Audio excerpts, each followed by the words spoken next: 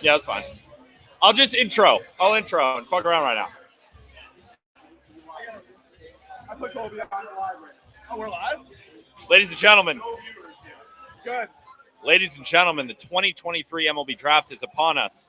I'm currently speaking to 0 people, but I am speaking to one person on the left of me. That is Aram Layton. Aram Layton, give the people a primer. What are you most excited for? Number one pick. Peter has been asking me every hour for the last 3 days who's going number one, and we're about to find out. It's been keeping you up. And we're also at Gantry Public House. Unbelievable live stream. Yeah. Awesome. eBay. Thank you. It's been fun. So it has been – the last 3 days have been some of the most stressful moments of my life. And it's not even truly about the money. It's about just nailing it.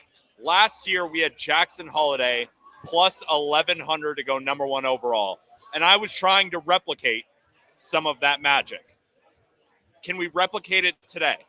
My prediction is Wyatt Langford at minus 140. And now that line has moved a ton, right? Because we're talking MLB Draft, we're talking betting odds. This draft is mostly going to be about the baseball portion of it. But I thought I'd intro with a little bit of my craziness that's been happening inside my mental lately. There's so many storylines. And I think that's why we're trying to wrap in the betting odds, because they've been jumping up and down. Last year, Kamar Johns was the clear favorite. Jack Holiday goes number one. This year, there's so many different rumors flying around.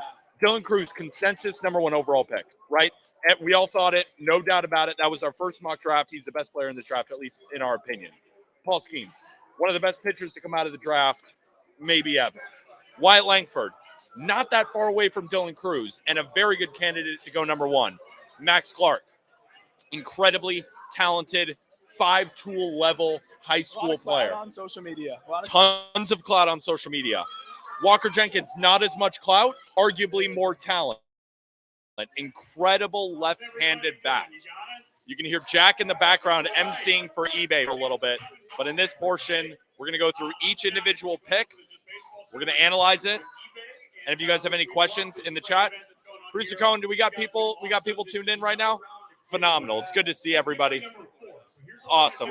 Good to see everybody. This thing is going to be loaded. Anything else on? Honestly, the one thing I want to get into is the domino effect. The domino effect that's going to be, I think, whatever happens with the first pick. Yes. I think if Langford and or Cruz goes one, I think it's become abundantly clear that it's not going to be Cruz as much. We're seeing the betting odds of that go, and now it just seems like it's just not going to happen. But if you have a college bat go, I don't think it's going to change much. But if Skenes goes or if a high school arm goes, the domino effect of the way the rest of the draft shakes out is going to be really crazy. Because I think the Nationals, they love Scott Boras. They go with Dylan Cruz. They have no problem doing what Scott Boras wants there. But then if a high school guy goes one, there's going to be a lot of domino effect. Someone just won something. They're pumped up here. It's going to get a little bit more quiet the rest of the time, we promise. But I'm thinking, like, there's Max Clark rumors. There's the Jenkins rumors, whatever. If you get Dylan Cruz at 3, and then that means that one of the high school guys is going to fall to 5, 6, and then you have kind of the domino effect from there. I think this is going to be a really, really interesting start. But if Langford goes 1, I do think that the rest, like our mock, can be pretty solidly preserved, which was to kind of walk people through. Our mock has, I think we had Wyatt Langford 1, Skenes 2, then Cruz 3, and then Langford 4. We had, and I think this is what's going to happen, Max Clark falling. But if he goes 1, now everything changes. So it's going to be really fun to see how this whole thing shakes out. No doubt about it. But here's my main thing, Aram. Here's my main thing, ladies and gentlemen. We talked about it before. If Ben Cherington goes with one of the high school bats, which is not out of the question at this point, I think they are seriously missing out on some of the more generational talents that we have seen in the draft in quite a long time. Now, that doesn't take away anything from the high school bats. Max Clark, Walker Jenkins, depending on the draft, they could potentially be number one overall picks in a lot of drafts. But right now, we are dealing with 3 of the best draft prospects that we have seen in the last half decade. I don't even think that's debatable. These are some of the top college prospects we've seen. Right, Steven Strasburg, Paul Skenes. Right. I don't know if we've ever seen a trio of college guys like this together. Like, that's what makes it We've nuts. seen Dansby and Bregman, and that's what it reminds me of. And it almost feels like if a Steven Strasburg, an Alex Bregman, and a Dansby were all in the same draft, would you take the high school guy? Yeah. That's what I'm saying. And the high school guys could be amazing. But it's just teams who are looking for guys, and it's not only, they're just college bats, they're more mature. These are some of the more mature college prospects on top of it.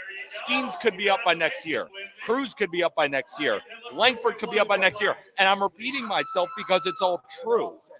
It's all true. No, and that's the biggest thing. I will say, like, Walker Jenkins, one of my favorite high school prospects. Amazing. One of my favorite high school prospects in a little bit. Of course, you have Holiday, DeMar, those guys. I think it's just right there with those guys.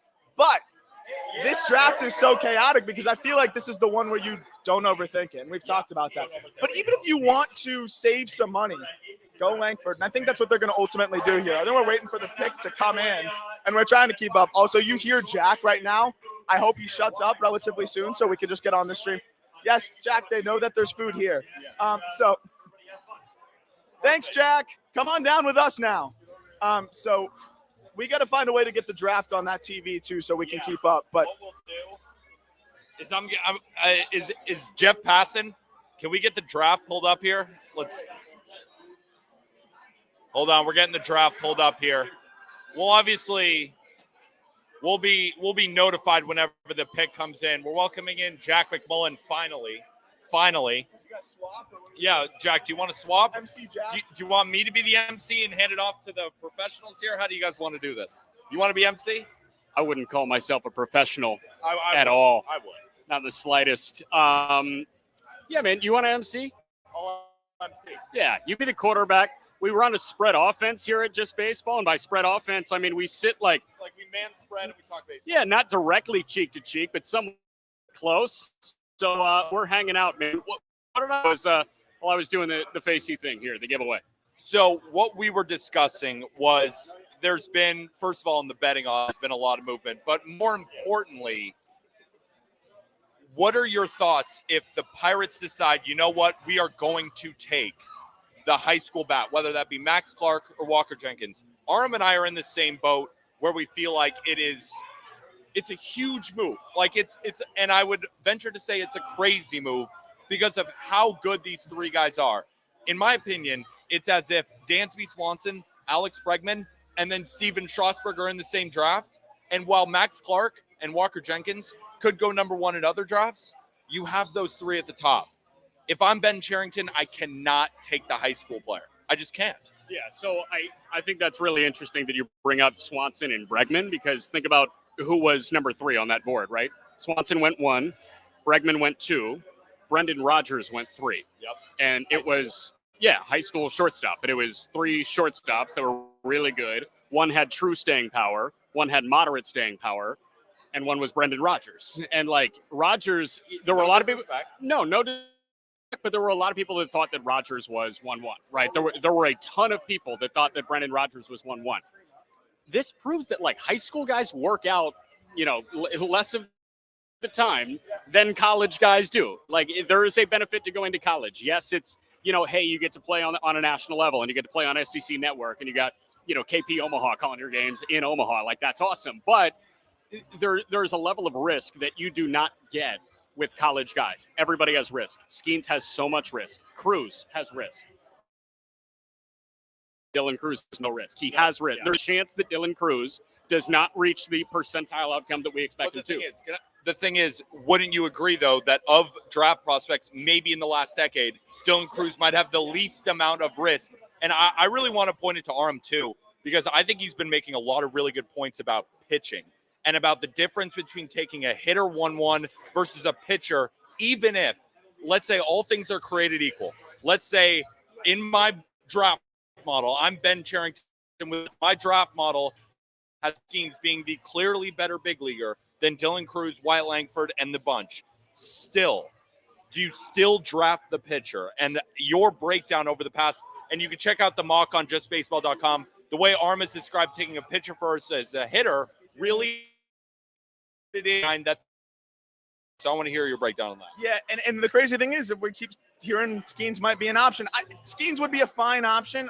Ultimately, like you said, like my biggest thing is there's so much variance with arms. If I'm trading a superstar player and I get a package of prospects, I don't want the headliner to be a pitcher. Look at Daniel Espino. That was one of the most can't-miss pitching prospects in a while. Yeah. And even if he gets to the big leagues, like if he gets Tommy John surgery, that's 1 year of control just gone, just wiped away. And that's like the best-case scenario arm issue. And I don't like being the doomsday guy and speculating on issues, but it just seems like no, I don't. It seems like an inevitability. So if there wasn't some clear-cut college talent, if let's say Skenes was the best college prospect and then it was all high school guys, maybe I get it. But you have college bats that are really damn good. I think that's what you got to do. But the pick seems to be in. I'm waiting to see what they do here. I got to. Is the pick in? Pitching is always going to be riskier. And I feel like if you look at the way that most teams value things, yeah, a controllable pitcher is probably the most valuable commodity in sports. But from a prospect standpoint, I'd rather have the center fielder or the left fielder and play it safer that way. But I'm waiting for this pick. But even look at like Jack Leiter was as can't miss as it comes. And I love Jack, and I still think he's going to be successful. But that was a guy they took over some other dudes that could have been options. Like I do think you have to consider like the risk that comes with pitchers, and even a Paul Skenes. So let me so I gave out probably 2 hours ago, and my picks were Cruz and Langford, right? And we're hearing that it's probably going to be Paul Skenes, or at least that's what I think a lot of the rumors that are coming in. Is that what comments are saying? That's what some comments are saying. I'm not totally sure. I still think it's going to be Langford, but we're hearing a lot of rumors that are coming in about Paul Skenes, and I could be definitely wrong about that. But the reason I thought it would be, and I think a lot of us thought too, did they go Paul Skenes? Or I think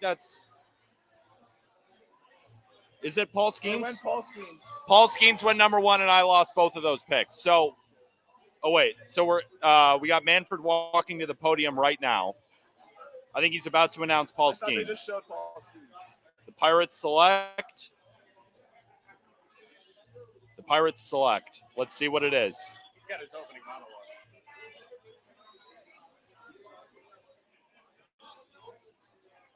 We're waiting on the pick right now.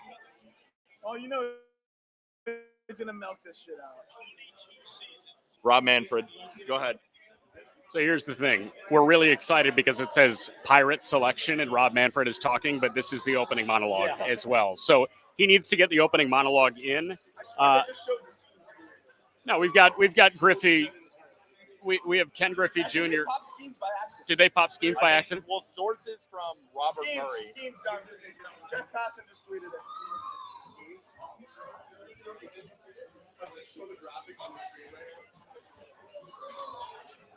Skenes. Yep. It appears to be Paul Skenes. It appears to.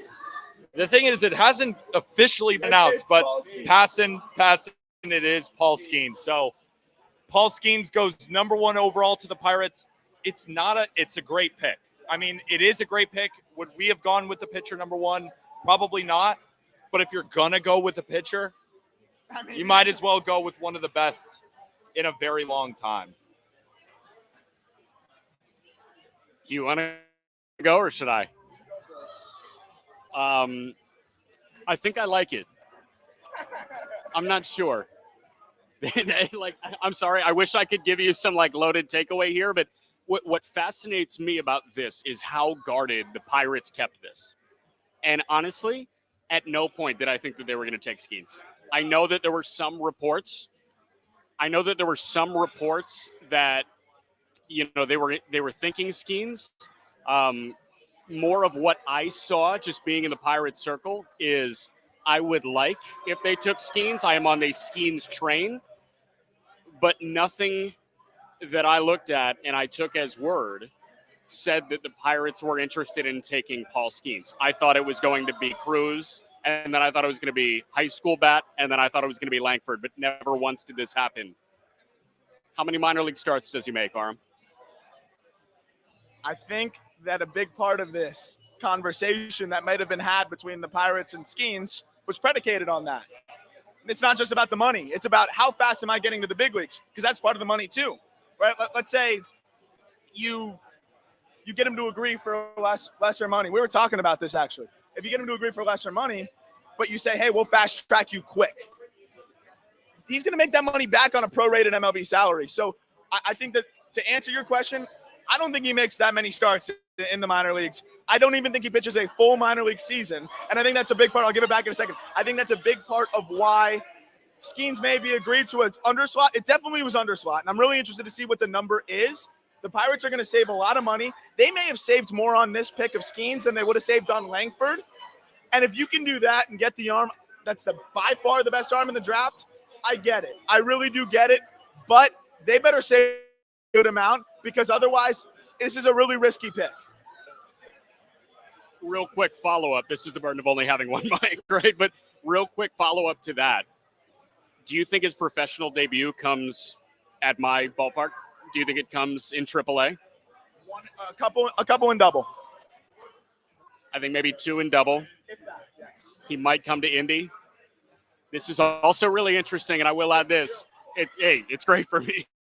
But this is also a really interesting element because the Pirates just optioned Roansy Contreras and Luis Ortiz in the last week. They're working through some mechanical things, is what Ben Cherington said this morning. But the fact that you had 2 of the guys that seem like a piece of your rotation for the future get optioned after more than half of a season at the major league level tells me that this may be a move to get him up opening day 2024 or earlier. I like the pick. I do. I was very surprised too, because I think every rumor I heard, and correct me if I'm wrong, guys, that the Pirates were planning on going with the bat. That's why I think we heard a lot of Max Clark stuff. We heard, of course, Wyatt Langford. We heard Paul Skenes, we heard Dylan Cruz. It was a lot of talk about bats. And Aram, what you were saying about how it's really risky to take the pitcher, that's why I think when I made, of course, my picks to go number 1 between Langford and Cruz, I was really sold on the fact that it wasn't going to be Skenes strictly on taking the bat. So just based on what you guys have heard maybe in the last couple of minutes, do we know anything of why they decided let's go with the pitcher even over the high school bats? Because I think they could have saved money with Clark. I think they could have saved money with Langford. I guess that's my one surprise here. I think Jack hit on something I think pretty important here. They have not developed arms well at all. Paul Skenes, you don't have to touch. Paul Skenes, you are not developing. There's nothing you have to do. And apparently, according to Joe Doyle, $9.25 million is the signing bonus there, which would be $500,000 underslot, Jack? Yeah. $500,000 underslot. That's honestly higher than I thought it would be. So it's very interesting to see here. But now let's talk about the domino effect. Yeah. You get the arm. That's going to be a big part of your rotation. That's great. Pirates, they're happy. Then now they have some room to work with their later pick. Now rambling, because now their life just got difficult. Washington deals better with Scott Boras historically. So do you go Dylan Cruz for what's going to be a steep price, or do you go Wyatt Langford? I think you go Cruz here and you don't think about it. I think that's what ultimately the Nationals are going to do. But man, this just, again, you're talking about the domino effect. Here's a domino effect. You got a lot of bats that are pushing downwards one spot, and a couple teams that want to take balls out of the top 10 that we were not expecting to fall outside of the top 10. And I think this just made the draft really fun. So I think it can also restore to the harmonic, progression that we hoped it would. If they take Cruz at full slot, I think that's end of story. I think it might just be Cruz, give him the full slot money. Boras is happy. Cruz is happy. Well, Boras might be pissed because his guy didn't go 1-1. Yeah, so he might be pissed because he didn't get 9-7. But I think if you give Cruz that number slightly under 9, I think I've got the exact slot money here. 9 exactly, and they just took Dylan Cruz. They just took Cruz. So, yeah, approximate pick value at $9 million. If they give Cruz $9 million exact slot, and they just took Cruz, I think everybody's happy. We're going to see Langford here, and then we'll get, Jenkins, and the beat goes on. And just on top of it, Nationals fans have to be ecstatic right now. Yes. Because I think Dylan Cruz is the best player in this draft. Paul Skenes has the potential to be a great pitcher, but even we're comparing Paul Skenes a lot to a guy like Steven Strasburg coming out of San Diego State. we're looking at what Steven Strasburg looks like right now, right? So that's why there's that risk. Nationals fans have to be ecstatic.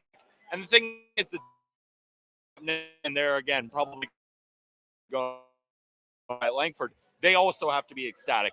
Pittsburgh, you are getting a guy in Paul Skenes who is going to also help you immediately in more of a position of need, I feel like, right? Because the Pirates did extend Brian Reynolds. Jack Sawinski has taken that big step up this year. So they do have outfielders, right? Henry Davis has been playing more outfield, playing right field. So if you have an outfield moving forward in the future of Brian Reynolds, Jack Sawinski, and Henry Davis, then you bring up ND, your main need is pitching anyway. So I think what Ben Cherington was deciding, and of course this is all conjecture, they were looking at their team. They probably viewed all three of these guys as can't miss and said, well, what do we need the most? Pitching. And they went with Paul Skenes.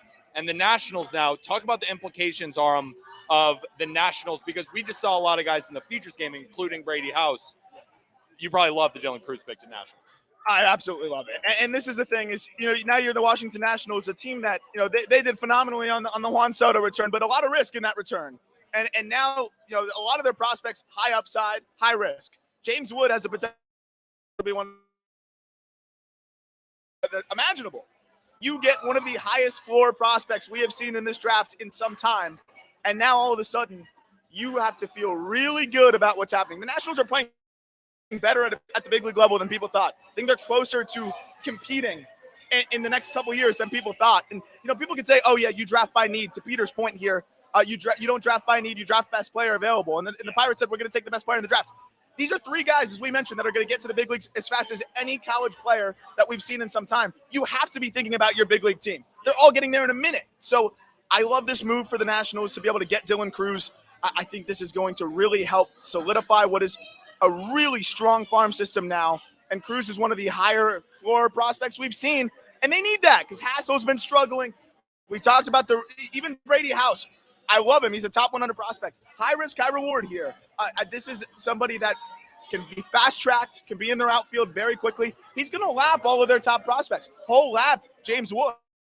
Whole lap Hassel. Whole lap Brady House. He will be in the big leagues before all of those guys. Big reinforcements for the Nats. Let's play a game of thumbs up, thumbs down right now, okay? So thumbs up if you tell me that this player on the Nats depth chart is going to be in the starting lineup on June 1st, 2024. Keibert Ruiz is the catcher. Yeah. Thumbs up. At first base, Dom Smith. No. Give me Joey Meneses as the DH. Yes. If they don't trade him, somebody like that. Second base, Luis Garcia. Yes. Maybe. So. I don't know. CJ Abrams at short. Yeah. Yes. At third base, they're running out Candelario. He's going to get traded. Yeah. Whatever. In left, Corey Dickerson. No. No, I don't think so. Corey Dickerson, no. He'll be in the league, though, always. Yeah, always. Alex Call in center. Maybe not. And then in right field, Lane Thomas. No, I think they're going to – I personally think they're going to trade Lane Thomas. I think at the deadline, Lane Thomas has boosted his trade stock so much. Well, how old is Lane Thomas right now? He's still 28 years old. I mean, they could potentially keep him, but I think a lot of teams are going to be calling up the Nationals at the deadline and saying, what'll it take for Lane Thomas? And considering how weak this deadline could be in terms of stars being dealt, Lane Thomas could command a hell of a package, I think. So I think Lane Thomas is not going to be on the Nationals, which clears up a lot of room for Dylan Cruz. And I think by next year, Dylan Cruz – do you think – all right, here's another question for you. Could Dylan Cruz be the opening day center fielder for the Nationals next season? Probably not, but, it wouldn't shock me. Wouldn't shock me. If he goes to just – he's one of those guys – we were talking about the heat maps. There's no red zone. There's no blue zone for Dylan Cruz. The only way to get him out is the occasional chase at the top of the zone, and he never chases. So – I think there's a possibility he could be up there quick. But now looking at the third pick, is it pretty much Schanuel and Langford, or did they just take Max Clark? Max Clark. Dude, they just took Max Clark. The Texas Rangers are about to get the blessing of all blessings. So first of all, let's talk about Max Clark. 70 phenomenal wiry strength. He's going to be a very good player with tools across the board. But my goodness, you just passed on a guy with 40 home run potential, a track record that's pretty close to Dylan Cruz's in college, and plus run times as well. Langford, wherever Langford goes, if he's the next pick or the pick after that, I think that's one of the biggest steals. I'm curious. I'm really eager to see what the signing bonus is on Clark. I assume it's going to be a little bit less. And if they saved a little bit, Jenkins would have commanded the full slot value. But still, would you rather save some money with Max Clark, or would you rather take somebody like man, I'm not. Is this not one of the most unpredictable drafts that we have also seen? There's so much talent, and you can tell teams are going with who they think is the best overall. And I don't know if the Tigers did this as a way to save a little bit of money, but I just frankly cannot understand not going Wyatt Langford in this spot. I really can't. Yeah, Max Clark just went number 3 to the Tigers. I have a question for the both of you. I'm not sure which one of you guys wants to answer. I think the biggest question with Max Clark is nobody's questioning the run tool. Nobody's questioning the field tool. I don't think a lot of people are questioning his tools at all. But tools can only take you so far. And he's flashed a lot of these tools against subpar competition in Indiana. I know he showed out in circuits beyond high school play in Indiana. I'm curious, maybe, I don't know who wants to answer this, but the level of competition, like how much stock are you putting that into Max Clark? Like, do you guys think? There you go. Yeah, a lot. I think with pitchers, I don't necessarily think you place that much stock in. We see a lot of pitchers in the Northeast that perform pretty well. Frank Mazzucato and the Royals organization is like a good example of that. If you can pitch, you can pitch. Yeah. It doesn't matter if you're throwing in South Florida. It doesn't matter if you're throwing in Dallas. It doesn't matter if you're throwing in Providence, Rhode Island. But like with Clark, with a hitter, I don't know, man. Like I watched him play live twice over the last couple of years, and he was not facing Dukanich, who was in the state championship. Like, dude, this is a very weird pick to me because I think there's a chance that Clark gets to the complex and like doesn't hit 300. So I'll talk about Clark. I mean, if you're watching the draft right now, you're seeing some highlights. Like I think this is somebody that has a high floor for a high school prospect with the speed and the defense and the field of hit that you're going to get. But when I look at that swing, I see a lot of ground balls. I don't see that much power projection, and I do wonder what you're getting here in terms of how much there is to dream on, while also baking in the high school risk, the competition, as Peter mentioned. Like, I mean, look at the clips that they're showing. Like, I don't want to disparage the kid. It's a talented player, but you can literally see the clips. It is a very flat swing. There's a lot of ground balls in there. I think the ceiling is pretty limited. There's not much projection in his frame. Look at that. Yeah, it's 46 in the Midwest. That's great stuff. And again, like I don't want to knock him. Like he is saying what's wrong with the Midwest. This is a Wyatt. You have Wyatt Langford right there, and you go for the one of the lowest ceiling options. I think. Okay, yeah. Last thing I'm going to say. Yeah. Langford is a higher floor and higher ceiling. Clark is a lower floor and lower ceiling. I think it's just that simple. We'll see what the numbers are. Maybe it's cheap. I don't like this pick for Detroit. I really don't. And I'm surprised given that Scott Harris went so college heavy in the last draft. I think they thought they were swinging for the fences. I think they're going to save some money on this pick, but I don't like it. I don't really like it either, and here's why I don't like it. Well, first, Max Clark would not be the first high school guy I would have taken, right? If you're going to go with a high school bat, go Walker Jenkins. Walker Jenkins he's a much bigger player. I think he has a much better swing. I also think that he could potentially be a better outfielder in general when we're just talking about the field tool. And he's got an absolute rocket for an arm. Now, Max Clark projects to stick in center, and there's questions whether Walker will move to a corner or stick in center. But I think the bat is clearly better here. I'm shocked. I'm genuinely very surprised that not only, well, now we're going to the podium with Manfred to go with the number 4 overall pick here. But I got to be honest. At number 4, Wyatt Langford is drafted to the Texas Rangers out of Florida. An absolute no-doubt pick. Texas Rangers can actually exit the draft because they got potentially a guy who I think is marginally different than Dylan Cruz. This is an unbelievable circumstance for the Rangers. The Rangers have one of the best farm systems in Major League Baseball. They're one of the best teams in Major League Baseball. You can go see the video right now. They are all dapping each other up. They are amped because this is one of the best. This is the single best circumstance for them. You just got 1B in a draft of some of the most elite college prospects we have seen. The Rangers are going to be aggressive at this deadline. They are going to go out and probably trade some of their top prospects. And now you can feel even more confident in doing so because you just added a guy that is instantly a top 25 prospect in baseball with the 4th pick.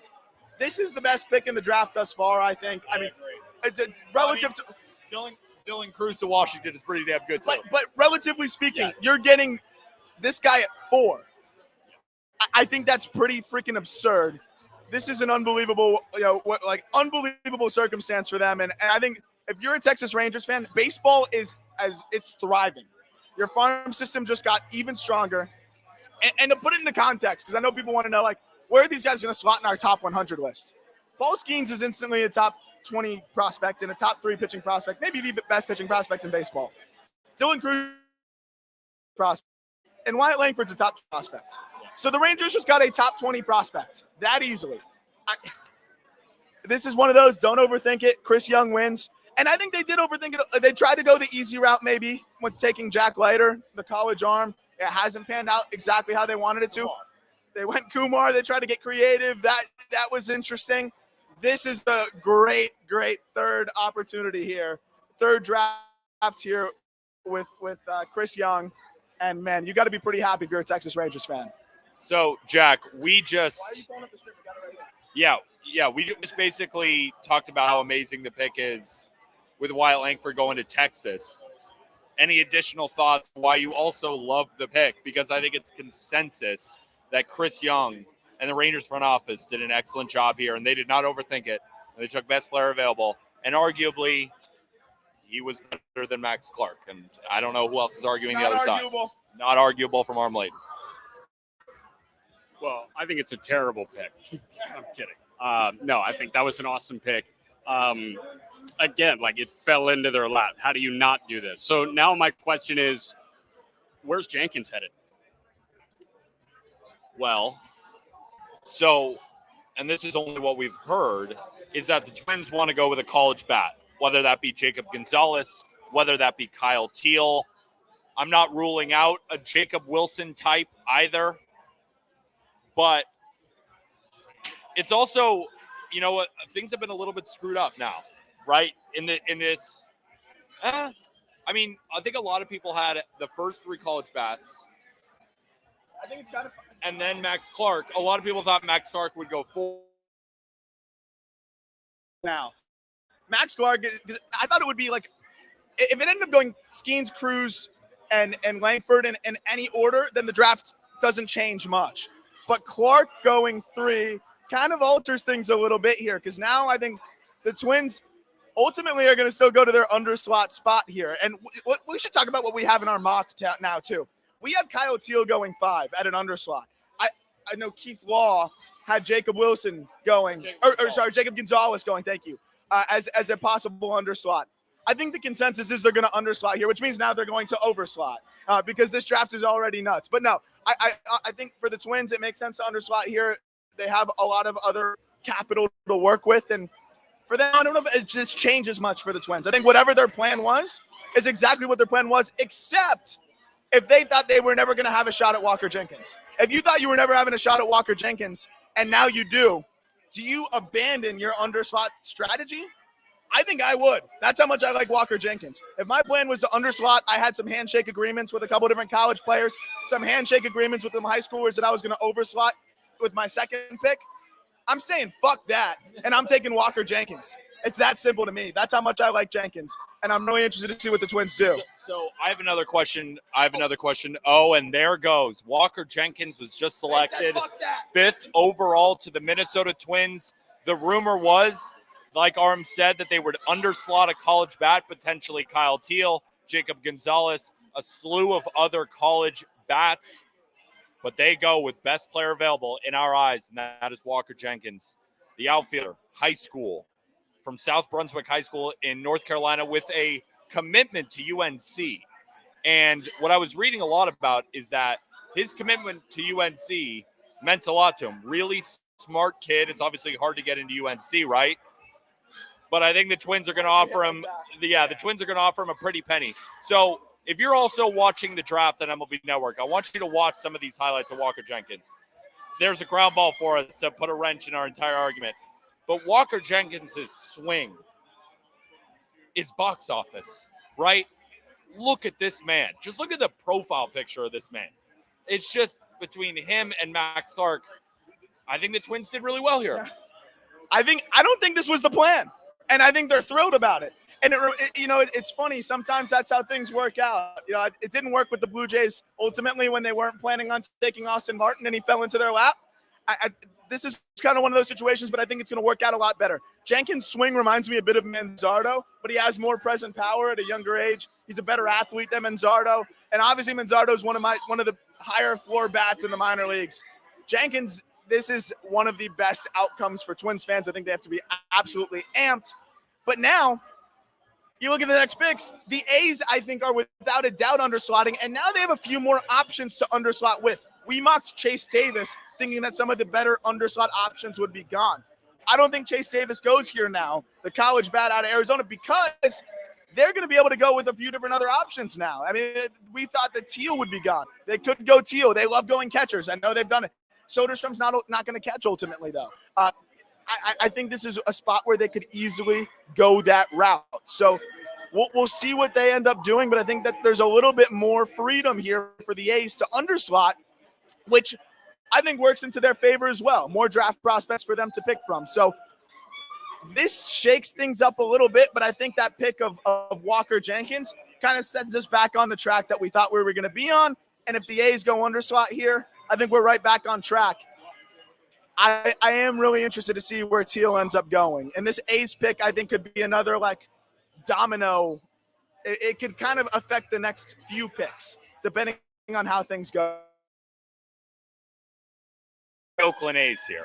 If you're the Oakland A's, right, and you thought that you were going to probably underslot, but you didn't know all these selections would be taken at this point, right? Now you have Kyle Teel available. You have Jacob Gonzalez available.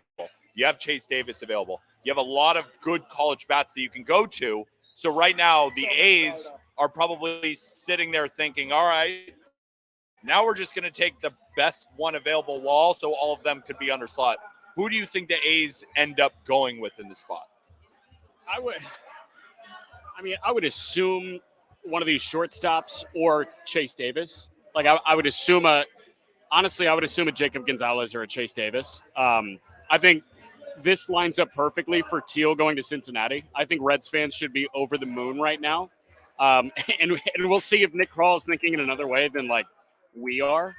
But if Cincinnati does have Kyle Teel get to them, that feels like the most no-brainer pick ever. We were talking about it in the car on the way to Gantry Public House. By the way, excellent venue. Yes. This has been great. Thanks to our friends at eBay for this trade night event. But yeah, Matt Nelson. Who else? Daniel Veloheen. Who am I missing here? Logan Tanner. The Reds have floundered with all of their catching picks. Tyler Stevenson looks like a shell of what we thought he might be because of 2021, an abbreviated 21. Dude, I think the best catcher in the organization right now is Chucky Robinson, who's 28 years old in AAA. Besides Tyler Stevenson.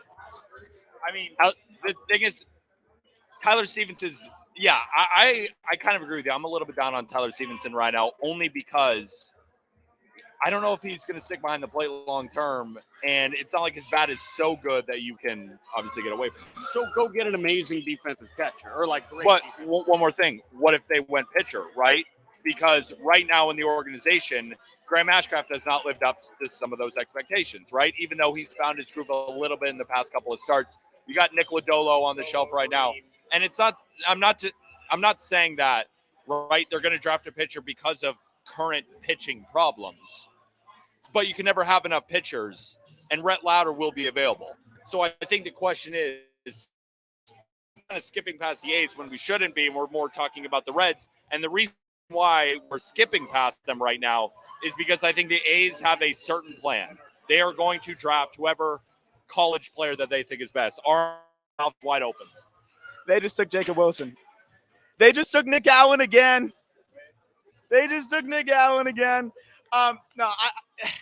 Wilson's got a little bit more upside than that.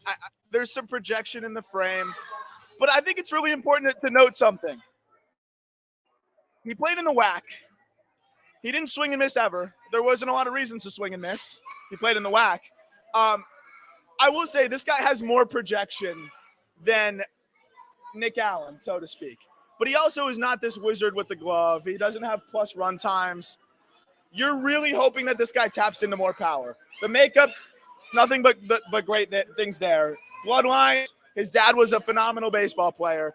The bat-to-ball skills are great, but this is another flat swing. This is another one where how much power is there to dream on? This is a high floor, and this is what the A's do, though. Think about all of the trade returns that they have picked up. It's always high floor guys that at least have a really good probability of being a big leaguer. And Jacob Wilson has as high of a probability of being a big leaguer as anybody on the board. But he also has as low of a probability of being an all-star as any of the guys that we imagined would be picked here. I imagine there's going to be a good amount of savings. I imagine that him and his camp were aware that he could slide if he doesn't take this deal here. So I think that the A's are going to save money. They're going with a higher floor option. And this just kind of fits what they do. They go for the high probability big leaguers. And I think they're going to try to spend in free agency once they finally go to Vegas. Couple of things here. Just two quick notes on Jacob Wilson. Number one, he struck out 5 times. In 17 plate appearances, he struck out 5 times this year. So he doesn't swing and miss. You need to take somebody in the green room within the top 10 picks. Like, I think that's the rule with Major League Baseball. Like, you need to take somebody that's there. And they just got it done because Jacob Wilson is there. So that was the green room selection. Right? Remember when Ian Anderson went third? Like, Ian Anderson was there. So, like, I think this is the he was in the green room pick. There's also the bloodlines, right? Jacob Wilson, son of Jack Wilson, former MLB second baseman. Shortstop. Jack Wilson was an amazing shortstop. So you got that there. I personally am just incredibly surprised. I mean, you saw my mouth just kind of drop wide open. I just can't believe they went Jacob Wilson. I'm a little bit speechless here. Not to say that he's not deserving of something, right? If you're going for probably the best contact bat in this draft, they got it in Jacob Wilson. Am I wrong? Gentlemen, am I wrong? No. So you look at the stats and you think, well, could he be Nick Madrigal? Or could he tap into some power, right? He's not like a little guy, right? He's not some little man who only makes contact and has no projectability. It's a 6'3" guy. So if he puts on a little bit of muscle and can tap into that power a little bit more, it could end up being a really good pick. I think we're all a little bit surprised because when you look at most mocks overall, it was hard to find Jacob Wilson going this early. There were people thinking that Jacob Wilson, there was a potential that he could slide out of the first round entirely, right? Or maybe go in the back half. So to see him at number 6 is surprising, but I don't think the A's made that bad of a pick. I really don't. Because to your point, Aram, I think he's a pretty safe pick in the sense of the guys in this draft. If you had to bet on 5 guys to make the major leagues, Jacob Wilson might fit that bill. Am I wrong? That's what I said earlier, yeah. And that's, I guess, ultimately why they did that. So, yeah, it's an interesting one. But, you know, at the end of the day, this is, again, it fits what they do. That's what they want to do. But it also makes an interesting impact the rest of the way because now you have the Reds with a couple options. I thought they'd go Louder or Teel. I think Louder makes all the sense in the world. And we mocked Louder to him. Yeah, and Kobe's telling me it's Louder. We mocked Louder to him. And that would be our first hit, I think. But no, to me, the Reds have a lot of volatile arms, a lot of high upside arms. And their window is kind of now. They've got a lot of really bats. They're kind of looking at people that can get in there and make an impact soon. And Connor Phillips, you look at, Ryan Richardson, you look at all these different arms that have crazy stuff. How about somebody with a good arsenal, a high floor that you can fast track to the big leagues? I think this is exactly where they need to go with a Rhett Lauder. And I don't know, they just always seem like the perfect fit for me. So if that's the pick, I would love that for the Cincinnati Reds. And it works out for them. I know people were not thrilled with them like kind of losing the lottery for where they should have been. But the way this draft shakes out, it seemed like someone good was always going to fall into their lap, and now they get someone pretty good here in Rhett Lauder, who I think instantly he's a top 100 prospect. We're kind of getting to the edge of guys that, like Jacob Wilson will not be a top 100 prospect. Walker Jenkins will be a top 50 prospect. Rhett Lauder will be a top 75 prospect. We're getting to the edge of that, but this is a guy that, because of how high his floor is, he may never be better than a 3, but I'll put a lot of money on this guy being a 4, and I think that's exactly what the Reds need right now, and this would be a great pick for them. Rhett Lauder was arguably, I don't even think it's arguable, I think he was the second best pitcher in all of college baseball this season for Wake Forest. Went toe-to-toe with Paul Skenes, had an ERA under 2 all season long, was just excellent. I mean, Rhett Lauder, I watched him all season. He gave me Kevin Gausman vibes in the sense of he's got the long hair, he's got the filthy changeup when Gausman's more of a splitter. These guys are laughing, and understandably so, because it's a very... No, I mean, like, I get it. I also see it with, like, the leg kick, too, right? It's like, it's straight leg to, like, the bend. No, I'm not saying he's going to become Kevin Gausman. I'm saying when I watched him, I'm like, you just look like Kevin Gausman because he's got the changeup that drops off the table, even though Kevin Gausman is a splitter. Long hair, similar release point, just similar leg kick. Yeah, we're getting a bunch of tweets thrown our way, too. Rhett Lauder, number 7 to the Reds. I do think it's a good pick. I think if I were in the Reds front office and I had the rest of the selections left, who would you guys have gone over Rhett Lauder? I think I would have taken Lauder. Would you guys have taken Teel? Anyone want the mic? Who would you guys have taken? I would have taken Teel, but like I'm also I think teams think more about need than they actually do. So like that was my thought. I was like, hey, catching was a need. You have a great catching prospect here. Go take him, but I'm not upset with the Lauder pick at all. I think he fits perfectly for them. Yeah. I'll say I went on our friend Mo Egger at ESPN. I should know whatever the ESPN is, but Mo Egger does an awesome job hosting a show in Cincinnati. And he asked me, like, what, in a perfect world, who do you want there? I said, Rhett Lauder or Kyle Teel. It probably was a money conversation at that point. Maybe they ultimately always wanted the arm. This is a win. I think if you're a Cincinnati, if you're a Reds fan, this is exactly what you wanted to happen. I think this is a great outcome for you. And you got to feel really good because, again, this is a palate cleanser in that system. One of the best systems in Major League Baseball, but that really just needed that safe high floor arm. They were missing – the Cincinnati Reds farm system was missing a Rhett Lauder, and they got it. And Rhett Lauder was the first men's ACC Men's Athlete of the Year for Wake Forest since Tim Duncan. So it kind of just shows you what kind of like feat that was and how impressive he was. And I thought when he went toe-to-toe with Paul Skenes on the big stage, like for me, that was like the final, so like just solidifying himself as the number 2 pitching prospect in this class. So for me, that kind of proved that he had something going on like below the belt. I agree. Like he's got some cajones. And I think in the plums. That bad boy has some plums. I think the Reds took a plums pick. I think this was a plums pick. I think they saw Rhett Lauder. They're like, who's got the biggest plums left in the draft? That is Rhett Lauder. And I agree with them. Even though, like, I don't know, honestly, I think if the Reds took Davis, Teel, or Lauder, I think they're in a good spot. And they took the pitcher. And the pitcher makes a lot of sense here. Moving on to the Royals, because the Royals pick is coming up next. We mocked Max Clark going to the Kansas City Royals.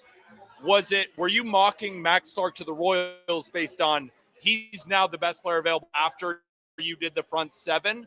Or was it, I actually think the Royals will go high schooler? What was your thought? So, and as you say, I'm full of them, which you are. No, but that I felt like for me it was more, I thought Clark may slide, and I still think Clark would have slid if the Tigers didn't tiger. But I really think it wasn't about the high school approach. It was more, if he's there, what is a team that's going to happily oblige if he falls into their lap? And I thought the Royals were exactly that. He's not there now. I think they could go Teel here. They could use a catcher in that system. I think Teel is arguably the best player available. They could go with an arm. They've been developing arms better with the new regime. Maybe they do that. I think they go bat. I think they should go college bat. I ultimately think that it's going to be Teel or somebody like that. But like to Jack's point, they're kind of breaking my brain because the Royals could go any route. They could go anywhere here. I think they're going to be a best player available team here. That's why I think you go Kyle Teel. But Kyle Teel might be that guy that slides. I don't know. You know, you had one great year, and people seem to be a little bit wary of that sometimes. I'm not. You look at Kylie McDaniel's best players available. You got Teel, you got Noble Meyer, you got Chase Dolander. They could go Noble Meyer, but you know, this Royals regime is different. So you could say, oh, the Royals don't develop pitching prospects. This group thinks they can, and they have changed the aura around the org. And a lot of the pitching prospects that have struggled are succeeding this year. Ben Cudena, Veneziano, Mazzucato, and they went Mazzucato under slot. High school arm under slot at like number, 7 the other year? So I could see them going with Noble Meyer here too. They could do anything. So I'm really excited. This is another domino that could kind of have a myriad of effects on the rest of the picks. And the handsome and charming. Oh, they go Blake Mitchell. Yeah, that was not expected. Blake Mitchell, catcher. So they do go catcher. And they probably underslot. Blake Mitchell. So Kyle Teel was the consensus top catching prospect in the draft. Blake Mitchell was the consensus top high school catching prospect in the draft. Big arm. Big arm, and a guy that, you know, actually was a legitimate pitching prospect as well. This is an interesting one because I think, you know, Mitchell was mocked anywhere from the outside of the first round to, I don't know if I saw any mocks taking him this early, but again, we saw Mazzucato go in the top 10 in an underslot, and I think this is exactly what they're doing here. They're going top 10 high school pick, underslot high school pick that he's happy to sign because he's still going to get way more than any other team was going to offer him. And Mitchell here, they save money. They're going to cook in the back end of this with their next pick. And honestly, Mitchell's a risky profile. High school catcher is the riskiest profile that exists. You just look at the track record of high school catchers, it's ugly. But Mitchell has the fallback of being a pitching prospect, and the bat's a little bit further along, but also a really good chance of sticking behind the dish. It's a 70 arm. He's up to 96 on the mound. He moves pretty well behind the dish, and there's above average power. It's a surprising pick, but I can see why they saw something in Mitchell here. And you can see the video. I mean, this guy is very talented behind the dish. Jack's going to break down more of the baseball reasoning, but I'm going to let the viewers know that I am in piss. I'm laying in a pile of urine. I took Blake Mitchell over 18.5 draft position, and he is taken number 8. Everything I heard was saying that this guy was a potential faller in this draft, and the Royals decided to go high school catcher over a guy like Kyle Teel. I'm in shock. I am in piss, and this is a bad day to be a Peter Apple. It's a bad day to be me because Paul Skenes goes number 1. Blake Mitchell goes number 8. I am currently donating Jack McMullen. So talk about why Blake Mitchell might have been a good pick, and I am an idiot. Well, but you're a noted good guy for being a donating fella, right? Yeah, you're donating to charity. Yeah, I'm donating to charity. Yeah, I wouldn't call this like the best cause ever. I think there are better causes to donate to, but I found this really interesting, I guess, if I'm being nice. Like, I don't know, Mitchell, I would have taken the college catcher over the high school catcher. Like, it is so much easier to screw up a high school catcher than it is a college catcher. Like, I guess that is as simple a breakdown as I could possibly do. I also find it interesting. MLB Network has Jay Johnson sitting on the desk, and this guy's an LSU commit. Like, I wonder what's going through Jay Johnson's mind. It's like, yeah, I just lost my catcher, but like, whatever. Because if Mitchell slid and we thought there was a chance that he was going to slide, what does the slot look like? You know what I mean? Like, if he's a comp pick, that dialogue could be had. That, like, he might go to campus, LSU, NIL University. Like, I don't know. I wonder what's going through Jay Johnson's mind right now with that. But, yeah, I mean, Mitchell's interesting, man. We're looking at the recent picks, the highest drafted catcher by year. Parada, college last year. Davis, college. Pat Bailey, college. Adley Rutschman, college. Joe Bart, college. I think the top catcher in each draft should not be the high school guy, because that is such a hard position to learn. And 3 years of Division I college baseball at a Power 5 school at a place that is the class of college baseball or one of the classes of college baseball, like Virginia, can absolutely help him. If I had to pick one, it would be Teel. I don't have much other reasoning for why the Royals did what they did.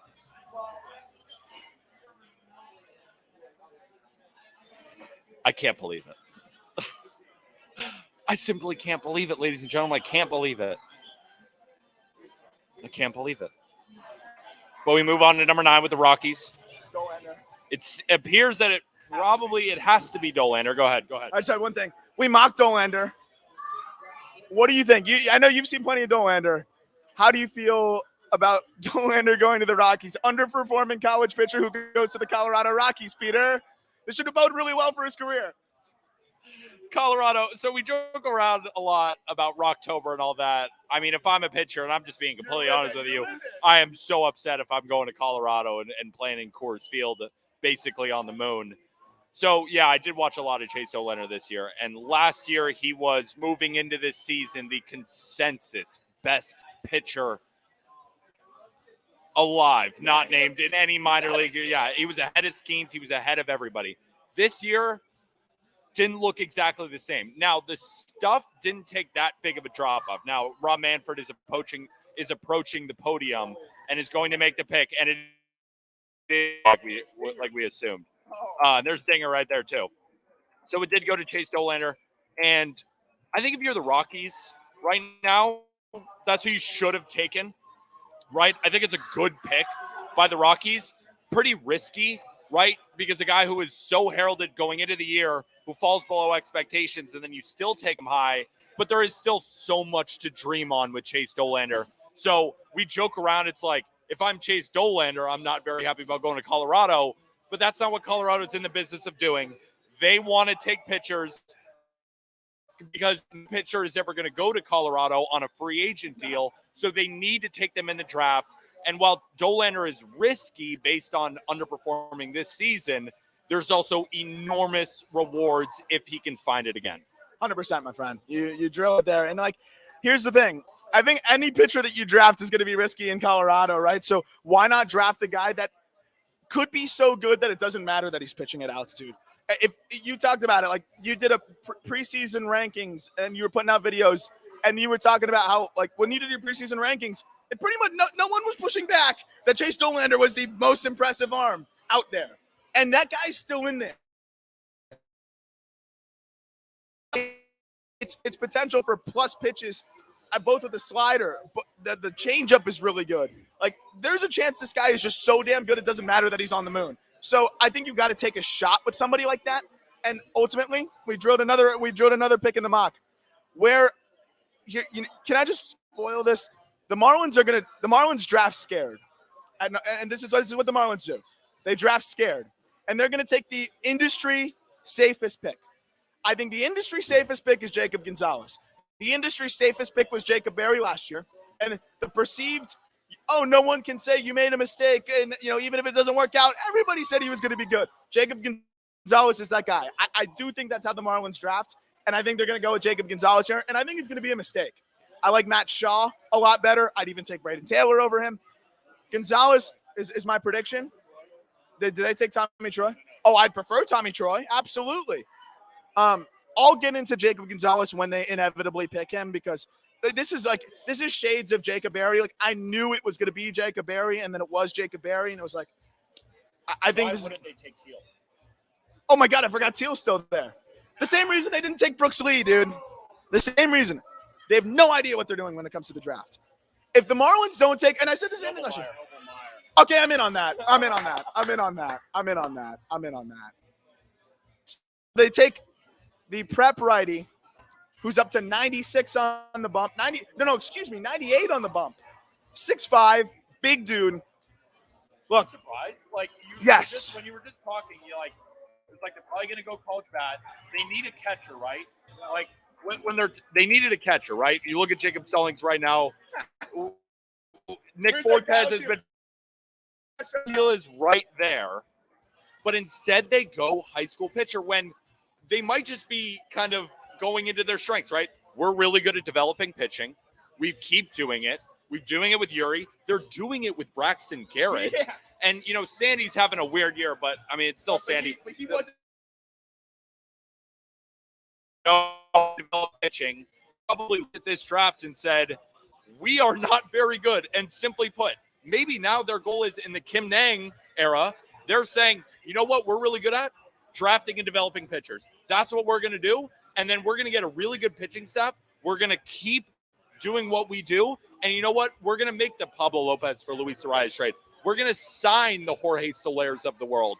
That's how we're going to change it. We're going to get guys who we can't mess up offensively, and we're going to load up on pitching.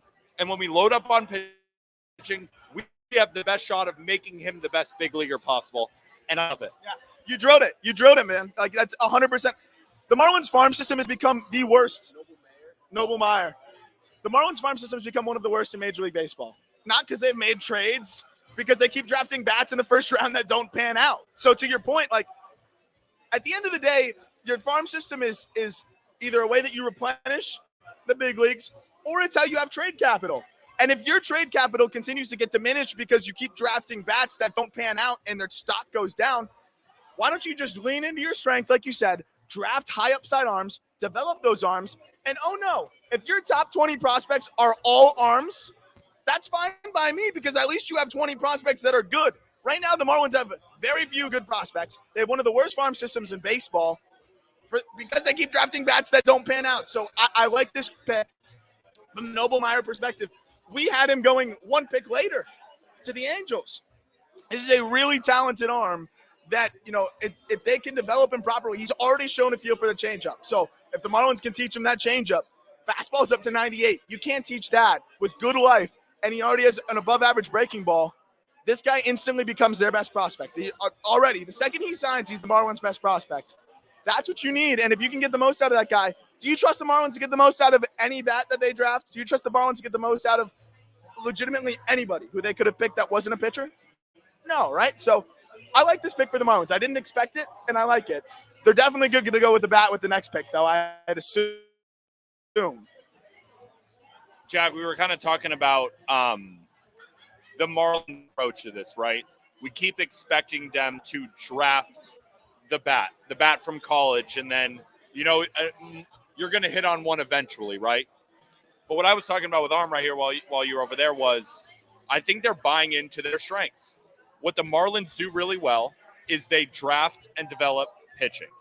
Talk about Braxton Garrett, talk about Yuri, we can go through the line. And they have decided, you know what, we're going to lean into the strengths, and we're going to sign Jorge Soler. We're going to trade for Luis Arias. And I love what they're doing now is they're saying, you know what, we know our weaknesses. Let's not just keep drilling into those weaknesses over and over and over again in hopes to hit something. Let's do something we know really well. So what are your thoughts on Noble Meyer to the Marlins? How's everybody doing? I really like it. We are having a good time. No, I really like this pick. I do. And I think that you can either ID what you do incredibly well and do more of that, or you try another Barry type thing. And I'm not very into the Barry type thing where you just take a bat and hope it works out, because as Aram is saying, it's kind of free reign. It's like, hey, let's do whatever we got to do from an individual perspective. But the Marlins are not great at developing as an organization a bat from draft to debut. We saw Blade. Blade needed almost no handling at all, but it still didn't really work out. So I think that Meyer, knowing what you do really well and feeding into that, is a great pick. One last thought on this too. I think this is the Marlins acknowledging, we're probably going to trade some pitching here. They just took 2 out of 3 from the Phillies. They're going to be buyers. They don't have much to buy with. I'd like to be there too. I go to a nice store. I don't have enough money to buy. That's kind of where they're at. But now they know if they're going to make a trade, it's Jake Eater, it's Max Meyer, it's Jacob Miller, it's any of those arms. Now they're in a spot where, okay, we trade one of those arms, but we just added one who could be way better than all of them. So I think this is their idea. Hey, we're going to buyers get a lot. I'm also curious, Aram, because you're obviously a Marlins fan. If you knew that the Marlins were going to go pitching, you heard in from Kim Nang, and Kim Nang texted you individually and said, Aram, we are going to go with a pitcher. No doubt about it. You're making our selection. Is it Noble Meyer? Or do you go to a different pitcher? Like when you were doing your draft prep, do you think if they were to go pitcher, is Noble Meyer the guy that you would have taken 10 overall? Because there's plenty of other pitchers in the draft, right? Yeah, right. So you have number 10 right now. Dolander's gone. Louder's gone. Skenes is gone. Is Noble Meyer the guy? So this was one of my favorite dives. And if you want to read more on Noble Meyer, check out our mock draft. Our mock draft also included detailed write-ups on each of the prospects. To answer Peter's question, he was far and away the best prep arm to me. And that was really what it was. So, yeah, that's the pick I'd be making. If I knew they were going arms, I'd want to see them cook with a Noble Meyer, and I think this is exactly what they needed to do. So I like it. I think they're in a good spot. But we thought the Angels were taking them. We thought the Angels were taking Noble Meyer. So they've got Logan O'Hoppe. Oh, they go Nolan Schanuel. Oh, my gosh, Kobe's milking this thing. Nolan Schanuel, first baseman from FIU. This guy rakes. Or FAU, excuse me. Owl up.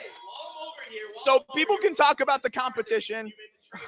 People can talk about the competition that he faces. You know, what conference is FAU? Kobe, you're milking this out, man. What conference is the FAU in? Okay. That's not very good competition, right? So I'm thinking from this perspective. People would say, oh, FAU, not that great a competition. It is what it is. 7 home runs in 6 games against the University of Florida and Miami. That's what Nolan Schanuel did. 7 home runs in 6 games. So I'm looking at it from that perspective, and I'm like, this guy can rake against anybody. This guy's going to hit against anybody. It's one of the more advanced swings in the draft. Field to hit is off the charts. Above average power. Approach is elite. Go look at Schanuel. Do you have his numbers up? How many times did he walk and how many times did he strike out? Because that's all I need to hear. So first and foremost, I am going to bust out a lens wipe for your Pit Vipers, Peter. A little. I like how you put them on. Absolutely. Nolan Schanuel, as I take him off to read, 59 games. This guy slashed 447, 615, 868. It's a 1483 OPS, 289 plate appearances. So in 59 games, he struck out 71 times, or he walked 71 times, and he struck out 14 times. 71 walks, 14 Ks, and he had a 615 OBP. I don't care if you're playing in the SEC, Conference USA, or is it it's not the MEAC. MEAC is D1.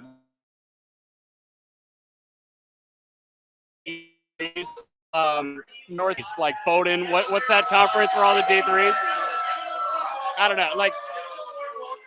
The NEC, the NEEC. What's the D3 conference with Swarthmore and you know what I'm talking about? The NESCAC. Yeah, I don't care if you're in the SEC. I don't care if you're in the conference. I don't care if you're in the NESCAC. If you have a 615 OBP and have that walk to strikeout rate, I'm in. Also, his numbers he played in the league below the Cape, the NECBL. It's the Northwoods in the NECBL. In the NECBL, his numbers were insane. So he's not quite the elite prospect with the elite track record that some of these other guys have. But at the same time, you're getting one of the higher floor bats. You're going to save a lot of money. And I think there's room to add muscle on this frame.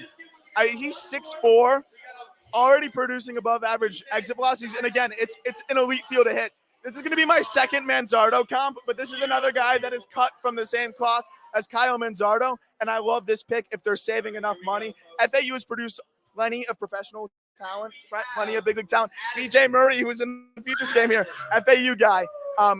This is one of the best prospects they put out of that conference in a long time. I think this is a big money-saving pick. And I think this is going to allow the Angels to kind of operate with trying to get as many good prospects as they can, because I do think that they're another one. They're going to make some trades. They're going to trade some of their top prospects, and they need bats. They've gone pitching heavy. They're finally going to get some more bats here. I like the pick.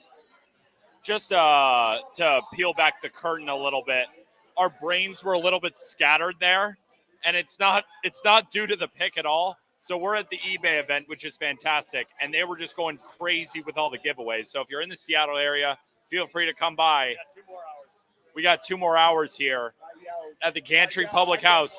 But just letting y'all know, that's the reason why we couldn't string 2 words together there, is because it's so loud here right now, which is great for everybody else. For us trying to pick apart, pick 11, it's a little bit more challenging. So that's a little bit of the reason why our brains were a little bit scattered there, because our guy Colby Olson, who's right over here, was absolutely milking the mic. Love the mic. It's his birthday. He can do whatever he wants. So what I will say now that I can actually coherently think, Schanuel, high floor bat. Again, there's enough projection. It's 90% zone contact is really hard to find. Exit velocity slightly above average. Approach is one of the best in the entire class. You can fast track this guy.